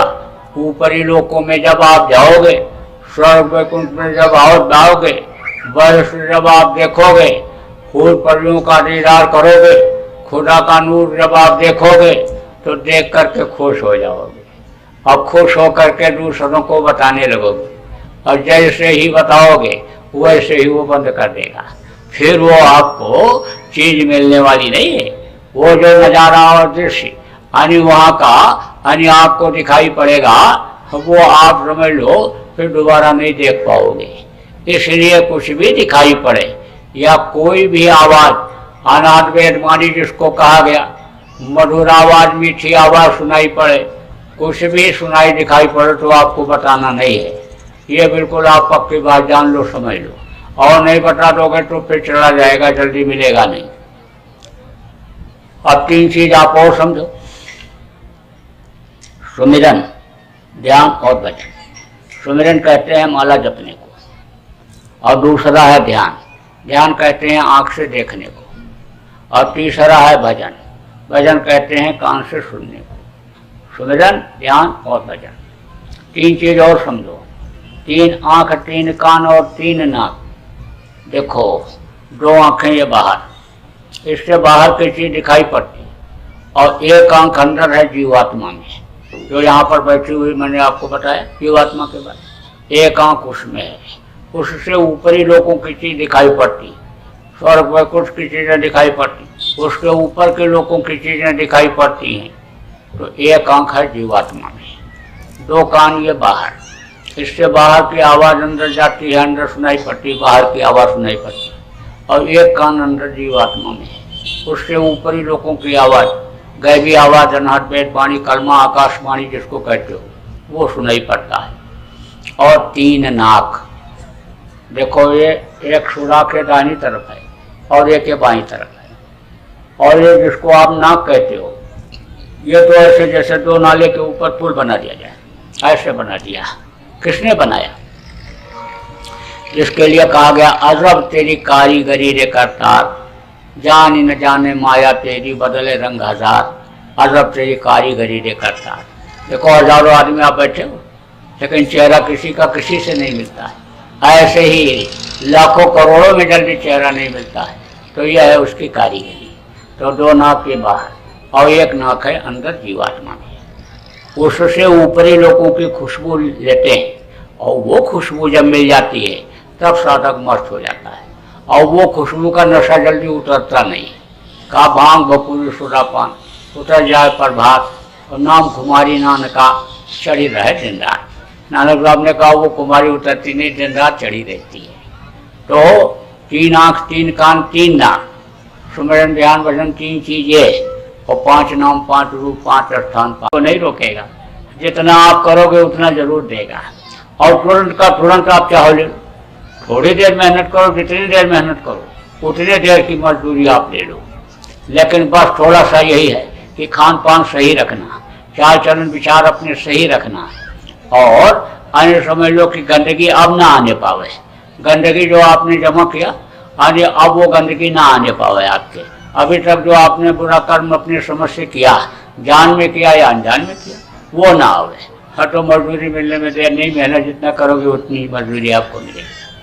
और देखो प्रेमियों, आप अगर इकट्ठा होकर के करने लग जाओगे तो उसका और ज़्यादा लाभ मिलेगा। जैसे शाम को किसी के यहाँ भी जगह हो घर में, तो आप वहाँ पर जो आप नामदानी हो वो एक जगह इकट्ठा हो जाओ और 1 घंटा आप सब लोग करो।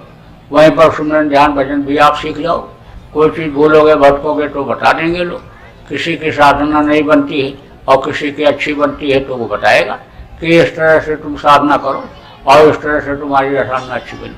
देखो कोई तेज लड़का होता है, उसके बगल कमजोर लड़का बैठ करके पढ़ता है तो वो भी तेज हो जाता है। गिनती सुनते सुनते हानि समझ लो कि बच्चे को याद आ जाता है, याद हो जाता है। ऐसे ही इसमें भी इकट्ठा होकर रोज करोगे बहुत अच्छा है।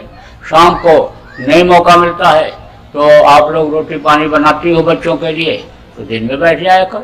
सामूहिक रूप से करोगे तो ठीक रहेगा। जगह निश्चित कर लेना आज ही और फिर आप शुरू कर दो। रोज बैठो रोज, और हफ्ते में भी इकट्ठा हो जाओ तो हफ्ते में जो है ज़्यादा लोग इकट्ठा हो जाए। मान लो रोज कई सेंटर आप बना लो तो हफ्ते में एक जगह इकट्ठा होकर दिन में कर लो, या शाम को जब भी आपको समय मिले। ये सब पुराने लोग आपको बता देंगे कि कैसे किस तरह से करना रहता है, क्या रहता है, पूरा डिटेल समझा देंगे। एक बार में नहीं याद हो पाएगा, 2 4 बार 6 बार में बता देंगे। और थोड़ा सा लोगों को शाकाहारी बनाओ, शाकाहारी का करना प्रचार। बहुत से लोग अनजान में यानी ये सब चीज़ों को खाते हैं, जानकारी नहीं है उनको।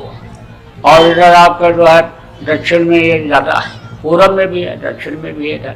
तो ये लोगों से पूछा गया तो लोगों ने कहा कि हमारे यहाँ तो कोई इस चीज़ का परहेज नहीं रखता, बताता ही नहीं है। तो पूरब में उधर गया था मैं उड़ीसा, और उधर गया तो उधर भी यही बताया लोगों ने, कहा कि ये तो लोग खाते पीते, इस पर कोई ज़्यादा जोर नहीं देता।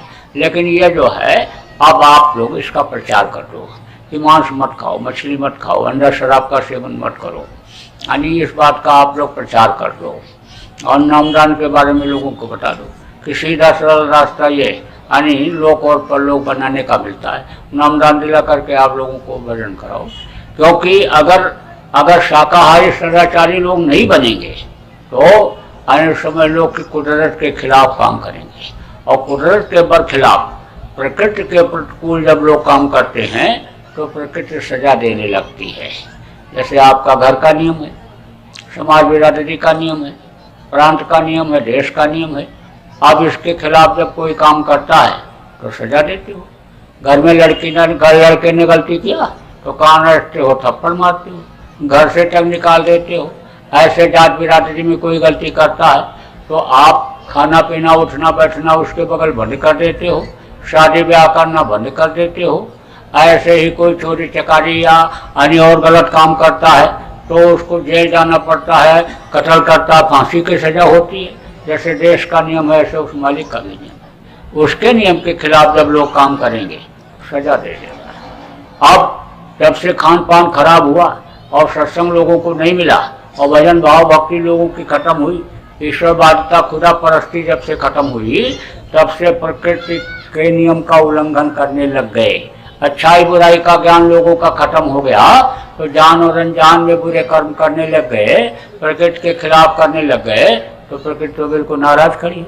ये देवता बिल्कुल नाराज खड़े, एक एक साथ दो दो देवता सजा देने के लिए तैयार है। कि जैसे आग भी लग गई, अग्नि देवता प्रकट हो गए और पवन देवता ने उसको तूल दे दिया, हवा तेज चला दिया, कौन बुझा पाएगा। तो ये भी तो अभी आगजनी तो बहुत हो, जगह जगह आग लगेगी।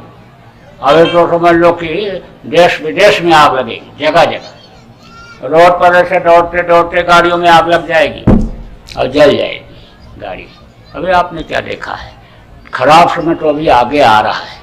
अभी तो अतिवृष्टि अनावृष्टि, बहुत तेज बारिश होगी और हवा भी तेज चलेगी, तूफान का रूप हो जाएगा। अब आगे समझो कौन रोक पाएगा उसको। धरती के ऊपर पाप बहुत हो रहा है, ये धरती ऐसे हिलेगी और हिलेगी जब धरती, तो भूकंप में कितने बचेंगे कितने मरेंगे कोई ठिकाना है। तो ये घटनाएं बहुत घटेंगी। उसके बाद में अच्छा समय आएगा। देखो ये परिवर्तनशील संसार है, यहाँ परिवर्तन होता रहता है। समझो पहले सतयुग था, सबसे पहले सतयुग था, उसके बाद त्रेता है और त्रेता गया तब उसके बाद द्वापर है और द्वापर के बाद ये कलयुग आया। लेकिन ये देखा गया कि युग बदलने को जब होता है तो बहुत मरते हैं। त्रेता में भी बहुत मरे और द्वापर में भी बहुत मरे और कलयुग जब जाएगा तो भी बहुत मरेंगे।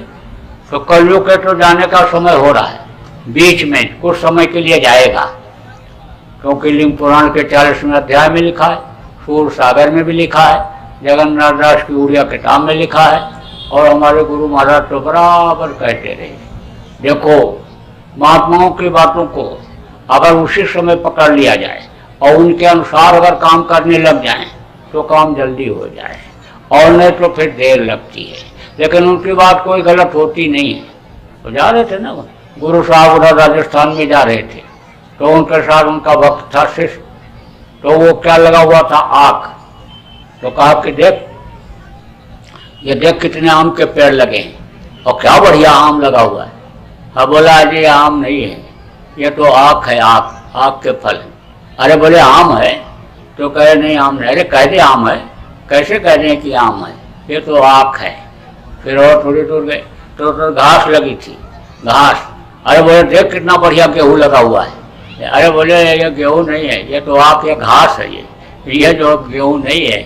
अरे बोले गेहूँ, अरे तू कह दे। बोला कैसे कह दें।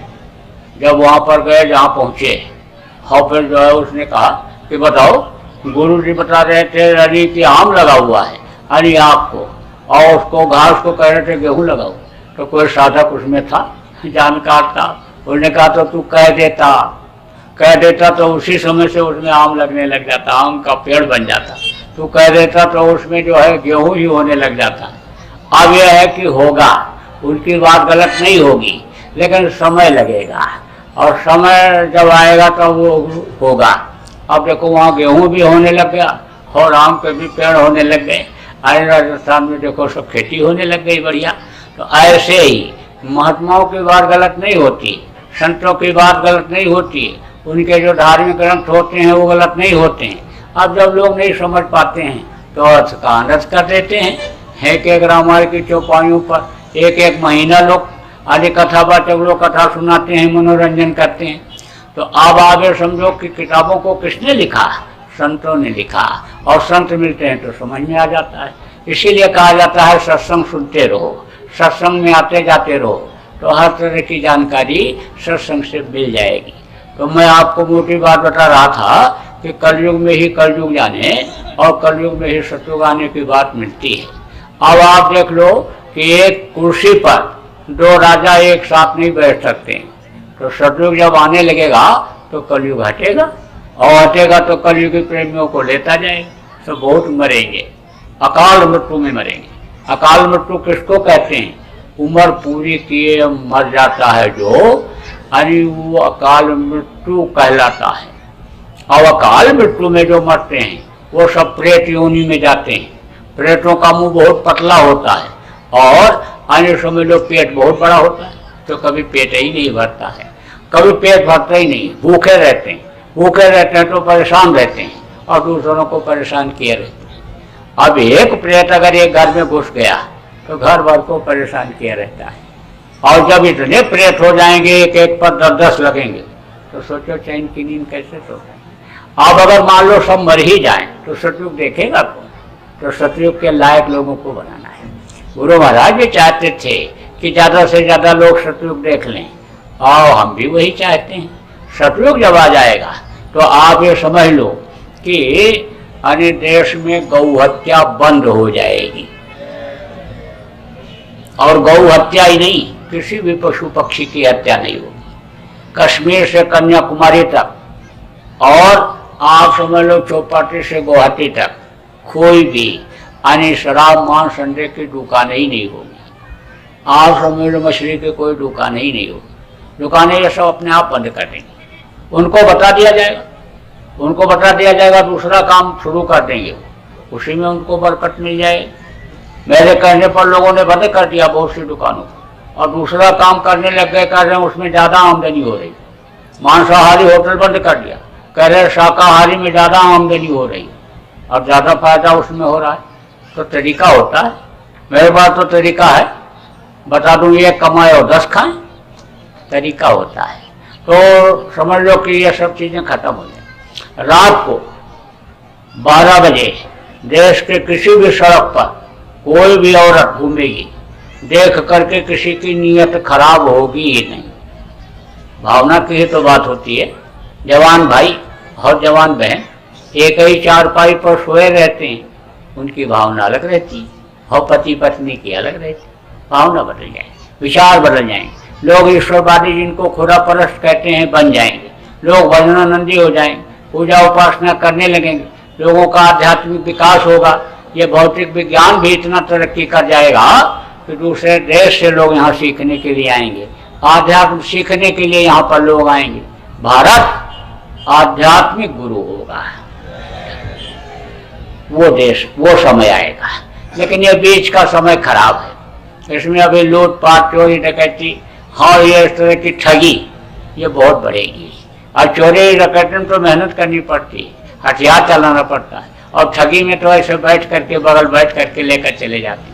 कोई कहता है एडमिशन करा देंगे, कोई कहता है प्रमोशन करा देंगे, कोई कहता है बस दूना करा देंगे, तिगुना करा देंगे, और धीरे से पैसा लेकर चले जाते हैं। और लेकर के जब चले गए तो फिर मिलने वाला नहीं, एक पैसा वापस नहीं। थोड़ा सा होशियारी से रहना है, और थोड़ा सा देखो, कोई सत्संगी भी बन के आ जाए, सत्संगी मतलब गुलाबी कपड़ा भी पहन के आ जाए, ठाट पहन करके आ जाए, 2 घंटा आपके यहाँ बैठे और कहा हम भी जय गुरुदेव वाले हैं, शिष्य हैं, और हम भी देखो साधना करते हैं ये, लेकिन बगैर जाने समझे विश्वास मत करना, नहीं तो कोई ठगी ठगा जाए और ठग कर लेकर चला जाए।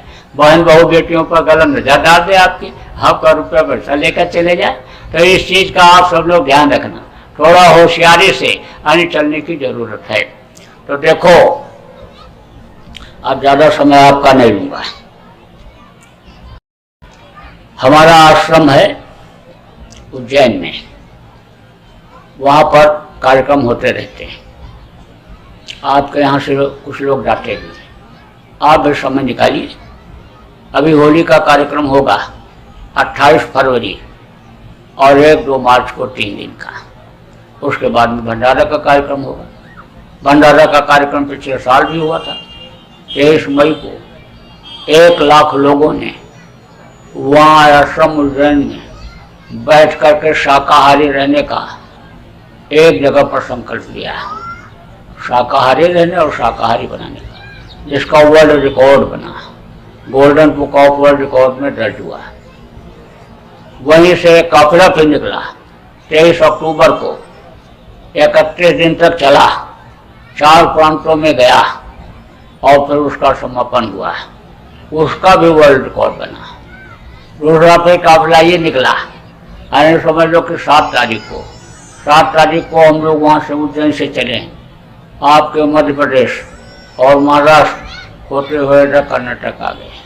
आज 21 तारीख तक कर्नाटक में कार्यक्रम है, और फिर उसके बाद तमिलनाडु में चले जाएंगे। तमिलनाडु के बाद फिर आंध्रा में जाएंगे, आंध्रा के बाद में फिर आपके आने समझ लो कि उधर जाएंगे, फिर महाराष्ट्र पड़ेगा और फिर छत्तीसगढ़ चले जाएंगे, छत्तीसगढ़ में कार्यक्रम करेंगे। 14 तारीख को आपके आने समझ लो शिवरात्रि का कार्यक्रम उड़ीसा में होगा और फिर 16 फरवरी को आने समझ लो कि इस काफिले का समापन छत्तीसगढ़ की राजधानी आने रायपुर में होगा। उसके बाद में फिर वापस जाएंगे और फिर होली की तैयारी, होली में कार्यक्रम होगा। बराबर लगे हुए हैं। थोड़ा सा आप लोग भी अगर समय दे दोगे आने से अच्छे काम में आने तो जल्दी काम हो जाएगा। देखो ये हमारे साथ हजारों प्रेमी चल पड़े, ये अपनी गाड़ियाँ, अपना तेल, सैकड़ों गाड़ियाँ और अपना तेल, अपना खाना पीना और ये सब अच्छे काम के लिए निकल पड़े। तो अच्छे काम में थोड़ा सा समय देना चाहिए, सहयोग करना चाहिए। आने समझ लो आपको अपने हिसाब से सब करना है, हाथ में तो कोई इस तरह जोर जबरदस्ती की नहीं जा रही। तो बोलो जय गुरुदेव। देखो ये जय गुरुदेव नाम ये किसी आदमी इंसान का नाम नहीं है, भगवान का जीता जागता नाम है। गुरु महाराज ने हमारे इस जय गुरुदेव नाम को जगाया था और जगा करके उन्होंने कहा कि मुसीबत के समय जय गुरुदेव नाम बोल करके जय गुरुदेव नाम की परीक्षा भी ले सकते हो। खूब परीक्षा लिया लोगों ने। जा रहे हैं जंगल में और उधर से जंगली जानवर आ रहा, मौन पड़ रहा, भी नोट डालेगा, खा डालेगा। जय गुरुदेव बोला, तैसे उधर से आवाज आई, आ रहा हूँ, घबराओ मत। और फिर देखा कि जैसे कोई लक्ष्य लेकर आ रहा हो, और जानवर उधर देखा और भग गया छोड़कर। रास्ते में जा रहे मधुमक्खियाँ छेदने लगी। मधुमक्खियाँ जब छेदने लगती हैं तब उस समय पर अन्य समझ लो कि बगल का ही आदमी छोड़ करके भाग जाता है, क्योंकि छुड़ाने वाले को ही वो लग जाती है। जब देखा कोई सहारा नहीं है तो जय गुरुदेव जय गुरुदेव जय गुरुदेव बोला, बस हवा चली और ऐसे घूमी और धूल उड़ी, मधुमक्खियों के आंखों में पड़ी, मधुमक्खियाँ छोड़ करके चली। नहाने के लिए गया, डूबने लग गया, तिनके का भी सहारा नहीं है। जय गुरुदेव जय गुरुदेव जय गुरुदेव बोला, बस तेज हवा के साथ पानी की हिलोर आई और ले जा करके किनारे लगा दिया। मारने वाले के कान में जय गुरुदेव बोला, आने बोलने के बाद उसने कहा कि जो हड्डी हड्डी चटक रही थी, दर्द हो रहा था, सब खत्म हो गया। वो मलकुल मौत यानी यमराज के दूत भयंकर जो सामने खड़े थे, मुगदर थोड़ी देर पीट रहे थे, सब हट गए। जय गुरुदेव नाम में अब भी शक्ति है। मुसीबत में तकलीफ में तो आप बोलना ही, और मुसीबत तकलीफ आपको आवे क्यों, आप बराबर बोलते रहना। आप देखो कोई बीमार है, दवा फायदा नहीं कर रही है, आप 10 बार जय गुरुदेव बोल करके पिला दो, लोहा करके लेटा दो। 2 घंटे के बाद देखोगे 105 डिग्री बुखार यानी कम हो जाएगा, 2 डिग्री 3 डिग्री कम हो जाएगा। आपका कोई जायज काम है, बार बार दौड़ के जाते हो नहीं बनता है।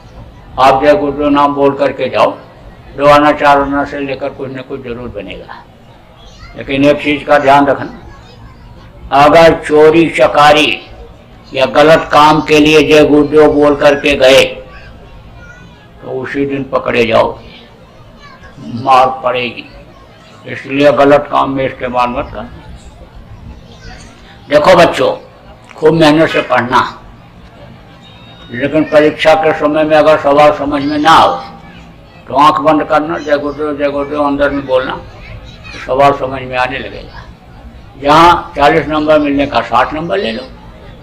तो ये जय गुरुदेव नाम भगवान परमात्मा का नाम है।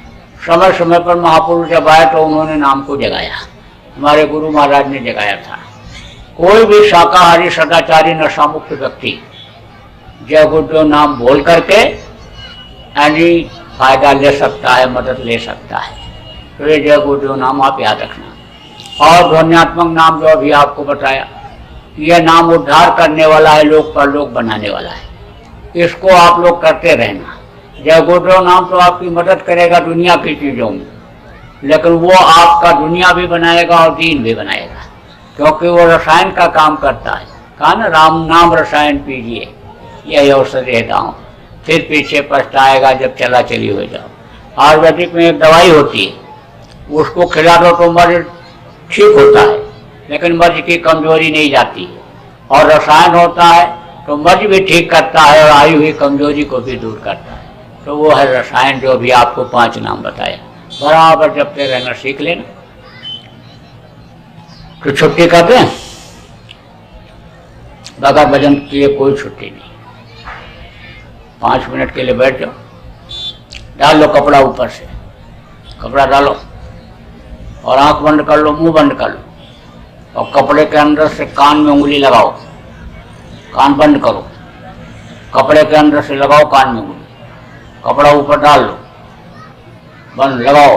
जिनके पास कपड़ा नहीं है ऐसे बैठ जाओ, कोई बात नहीं, कान में उंगली लगा लो, आंख बंद कर लो, मुंह बंद कर लो, और आवाज को पकड़ने की कोशिश करो। क्या था, इसलिए ज्यादा देर नहीं बैठाया। तो अब इस कार्यक्रम का होगा समापन। एक प्रार्थना में बोलूंगा, आप सब लोग दोहराइएगा, यह कार्यक्रम संपन्न हो जाएगा। बोलो जय गुरुदेव।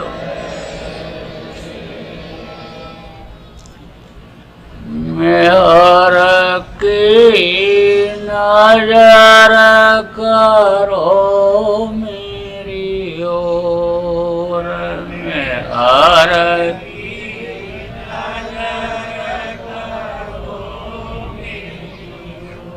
दया की नजर करो मेरी ओर, दया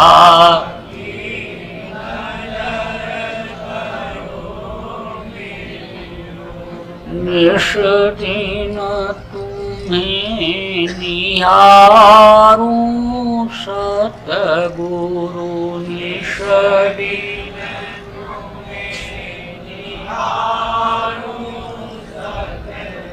जैसे चंद्र चकोर,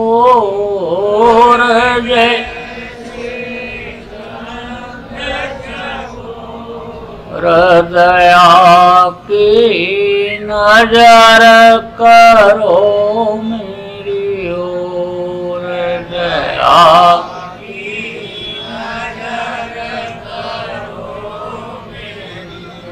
जानू न कौन भूल हुई तन से, जानू न कौन भूल हुई तन से, यो हमसे मुख मोड़ ले,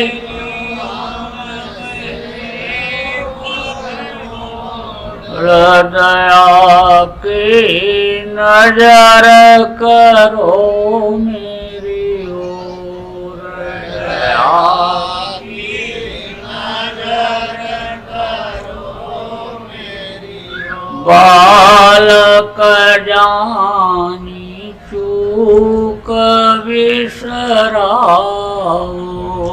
बालक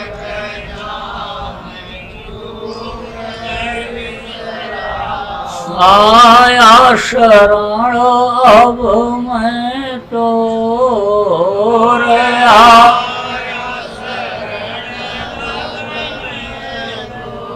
हृदय की नजर करो मेरी ओर, दया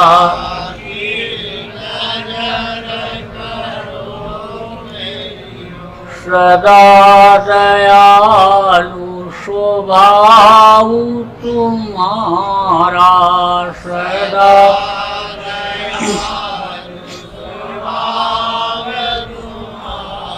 मेरी बेरिया कस भयऊ कठोर, मेरी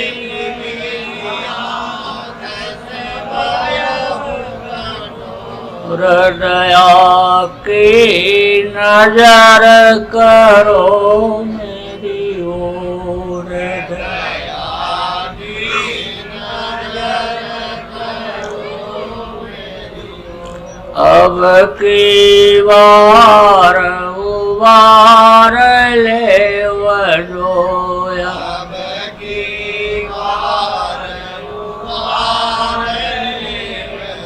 किरण धरब पग यही मगवोर किरण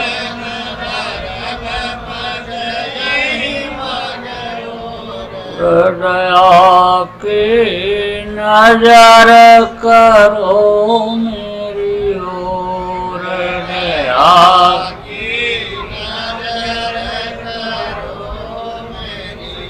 मेहर की नजर करो मेरी ओर मेहर की